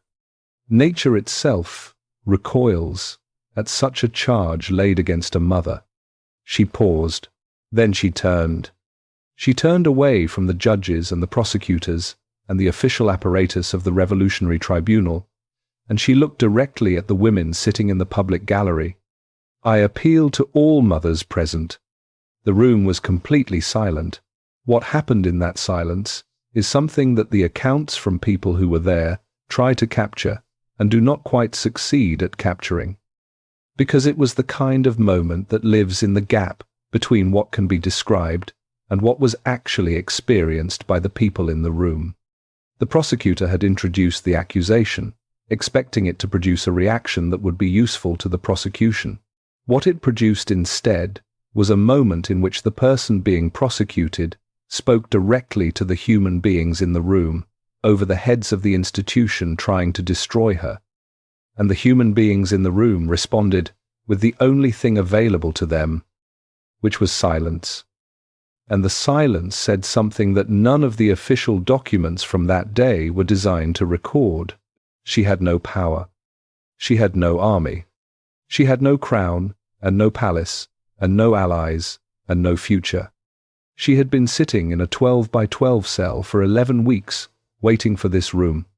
And in that moment, she won something. She did not win the trial. The trial had never been available to be won. The verdict had been written before she walked through the door, and the execution had been scheduled before the jury retired to deliberate. These things are facts, but she won the moment. She won it cleanly, without strategy, without calculation, in the specific way that people win moments when they have nothing left to lose and say the true thing in the true way at the true time. The prosecution moved on. The trial continued through the first day and into the second. More witnesses, more accusation, more of the accumulated weight of 23 years of pamphlets and rumors and political necessity being converted through the alchemy of a revolutionary courtroom, into something that had the shape of evidence. She answered the questions put to her. She was specific where she could be specific, calm where calm was possible, firm where firmness was required. She did not weep. She did not appeal for mercy. She did not perform contrition for things she had not done. She engaged with the proceedings as a person who has decided that the proceedings deserve her full attention, even when the outcome does not depend on how she gives it. Her lawyers did what they could. It was not enough. It had never been going to be enough. On the morning of the 16th of October, 1793, the jury returned its verdict. Guilty on all charges. The sentence was death, to be carried out the same day. Chauveau-Lagarde, one of her lawyers, would write about the trial in his memoirs many years later. He wrote about many things: the evidence, the procedure, the conduct of the judges. But what he returned to, in the passage that has been quoted most often since, was not any of the legal details. He wrote about the moment with the accusation, about the silence that followed, about the women in the gallery. He wrote that in 23 years of legal practice he had never seen anything like it. He did not try to explain what he meant by that. He seemed to understand that explanation would only diminish it. The verdict was announced. The courtroom began to empty. The machinery of the Republic, which had been processing people through this room with accelerating efficiency for months, moved to its next task. Marie Antoinette was taken back to the Conciergerie. She had one night left. She spent part of it writing the letter to Madame Elizabeth that would not be delivered. She spent part of it in the kind of stillness that descends on people who have finished waiting for something and are now simply in the fact of it. Rosalie Lamorlière came and went. The candle burned. The stone walls of the cell held their damp and their silence. Outside, Paris continued. The city that had hated her and feared her and named her and tried her and convicted her was going about its evening. People were eating dinner. People were singing in taverns. People were reading the day's news and discussing what it meant and going to bed and waking up the next morning. She was 37 years old. She sat in the cell with her folded letter in front of her. She had asked for all mothers present. Some of them had been there. The morning of the 16th of October, 1793 was cool and clear in the specific way that October mornings in Paris can be. Rosalie Lamorlière came before 4 o'clock. She had been dreading this morning for days. She had told herself she would be professional, that she would do what needed to be done without allowing herself to feel it while she was doing it, that there would be time for the feeling later. She came into the cell and found Marie Antoinette awake. She had been awake for some time. They had to prepare. The executioner came with his assistants. His name was Henri Sanson, the son of the man who had executed Louis XVI in January. He was doing his job.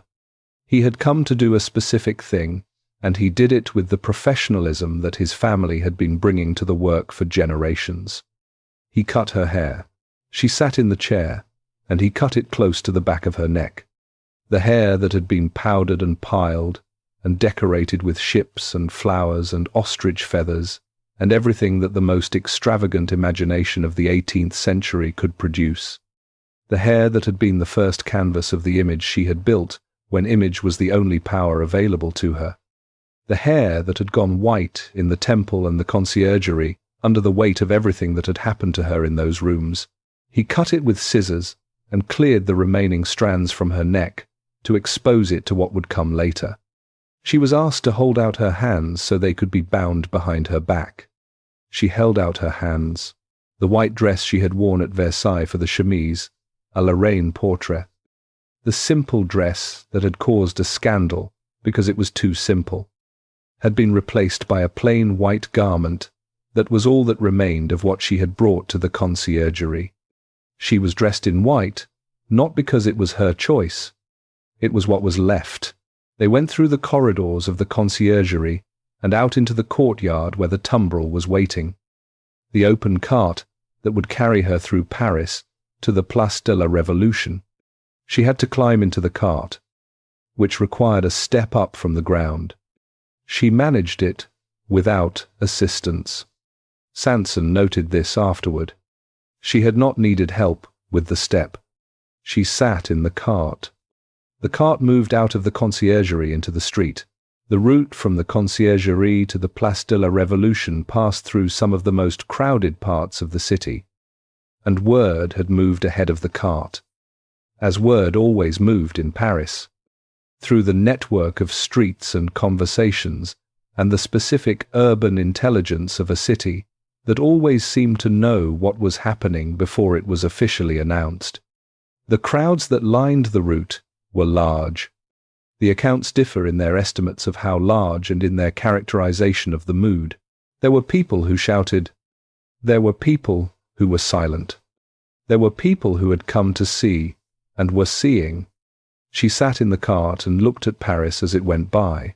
She had lived in France for 23 years. She had not seen most of it. She had seen Versailles and the Tuileries and the Conciergerie and the routes between them. She had seen the opera and the theatre and the roads between Paris and the royal estates. She had not seen the streets she was being carried through now.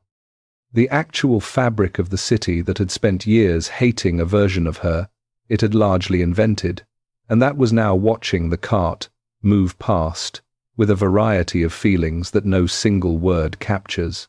The cart arrived at the Place de la Révolution. The scaffold was there. She climbed the steps, at the top, moving toward the machine. She stepped on the foot of Henri Sanson, who was positioning her. She turned to him. She said, "Pardon me, sir. I did not mean to do it." Those were the last words recorded from Marie Antoinette. Not a declaration, not a prayer, not a condemnation of the people who had brought her here.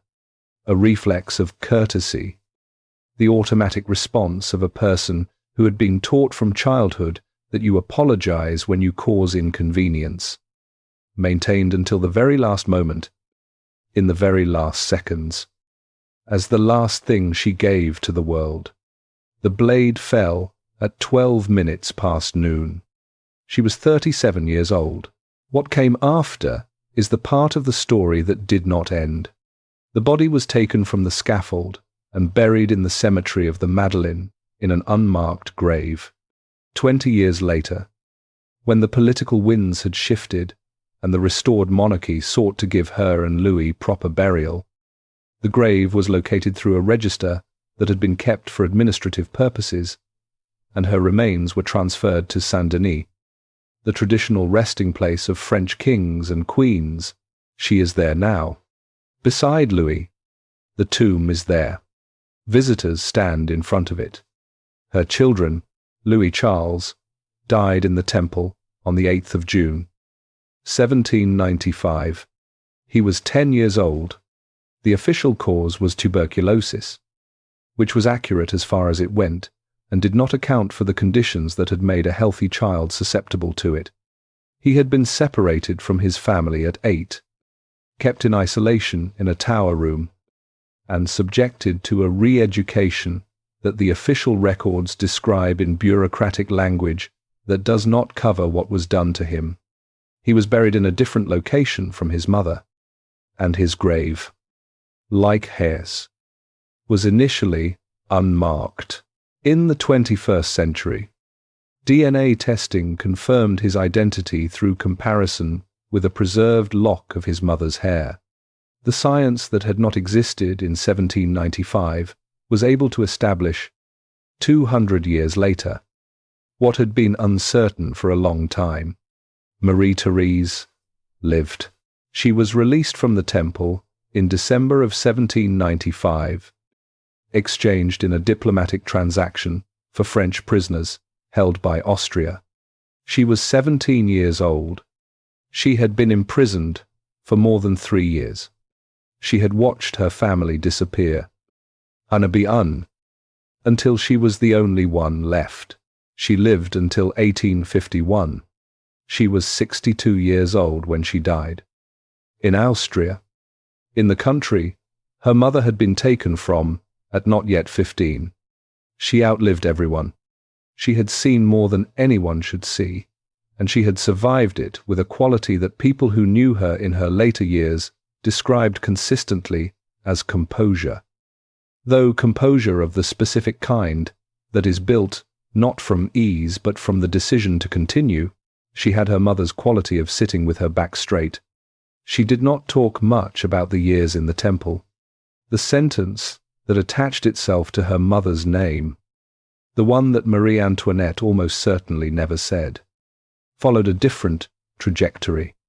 Let them eat cake, the phrase in French, which was actually Quilles mangent de la brioche and referred to brioche rather than cake in the contemporary sense, appears in the Confessions of Jean-Jacques Rousseau, written in the 1760s, where Rousseau attributes it to a great princess. He does not name the princess. The Confessions were written before Marie Antoinette arrived in France. The attribution to her came later, as her legend solidified, and the legend required the kind of line that summarizes a character in a single stroke. She is supposed to have said it when told that the people had no bread. She is supposed to have responded to the news of starvation with an airy suggestion that they substitute a more expensive and less available food for the staple they lacked, demonstrating, in one sentence, the complete incomprehension of privilege, the absolute failure to understand or care about the lives of the people over whom she ruled. The line almost certainly did not come from her. Versions of it existed before her story became a symbol, but it has stayed attached to her name for more than 200 years because it does something that the actual historical record of her life does not do as efficiently. It explains her in a single sentence. It makes her simple. It converts a complicated human being who made real mistakes and was blamed for things she did not do and was failed by people who should have known better and died at 37 in a 12 by 12 cell asking forgiveness of no one in particular. It converts all of that into a villain with a memorable line. The simplification was always the point. Every generation since has found in Marie Antoinette the thing that generation needed to find. The 19th century found a martyr, a woman who had suffered with Christian forbearance and died with dignity, useful to a restored monarchy that needed its victims to be worthy of the veneration it was asking France to offer. The 20th century found a victim of history, a fundamentally ordinary woman elevated to extraordinary circumstances by birth, sympathetic in her humanity rather than in her martyrdom. The 21st century found something else again. A young woman thrust into the public eye before she was ready, watched and judged and found wanting by a public that had already decided what it thought of her, managing her image with the tools available and being punished for the managing and for the image in approximately equal measure. The comparison that the 21st century reached for was not to the French Revolution. It reached for the mechanics of tabloid hatred. It reached for the specific misery of female celebrity in an age that consumes female celebrities with an appetite it does not apply evenly across genders. It reached, in other words, for the present, using the 18th century as a lens ground to focus on things happening now. Every one of these readings was partial. Every one of them used her for purposes that had more to do with the reader's moment than with her own. That is not a criticism. That is what historical figures do when they are interesting enough and ambiguous enough, and when their stories contain enough genuine complexity that each new angle of reading reveals something real. Even if no single angle reveals everything. She was sent across a river before she had learned enough to survive what waited for her on the other side. She made mistakes. She was failed by people who should have known better. She was blamed for things she did not do and punished for things that were not entirely her fault. Stripped of their context, inflated beyond their actual weight, used to serve a story that the country needed to tell itself. She was also a person who spent money while people were hungry, who lived at a distance from the reality of French life that was not only a product of her position, but sometimes a product of her choices, who had moments where the gap between what she understood and what was happening outside the palace gates was a gap she could have chosen to narrow and did not. Both things, simultaneously, without the one cancelling the other. The island in the Rhine is still there. It is just an island in a river now. Without the building that was constructed for a single use and then taken down, there is no marker on it. There is nothing to indicate that anything happened there on the 7th of May, 1772, when a girl who had been called Marie Antoinette walked in from the Austrian side, and a girl called Marie Antoinette walked out toward France. She walked out toward France, and toward Versailles, and toward the lever, and the chemise, and the pamphlets, and the rumours, and the diamond necklace that was not hers, and the name Madame Deficit that she had not earned alone, and the name Madame Veto that she had partly earned, and the women who walked 20 miles in the rain, and the Tuileries, and Varennes, and the temple, and the sun she could not hold, and the cell in the Conciergerie, and the letter that was not delivered, and the white dress, and the hair that was cut, and the cart through Paris, and the steps of the scaffold, and the last words she said, "Pardon me, sir, I did not mean to do it." She walked out from the island toward all of that on a May morning in 1770, before any of it had happened, when she was a girl with a dog that had been left on the other side of the river, going toward a country she did not know, in a language she had not mastered to marry a boy, she had not met to serve an alliance, she had not made. The water moved underneath the bridge as she crossed, the Rhine moving between its banks as it had moved for 1,000 years before she was born, and would move for 1,000 years after she died. Indifferent to the uses that people made of its islands and its bridges. Indifferent to the names that were given and taken on its banks. Carrying everything downstream, as water does, without keeping any of it. She was almost 15 years old. She did not know what was waiting. She crossed.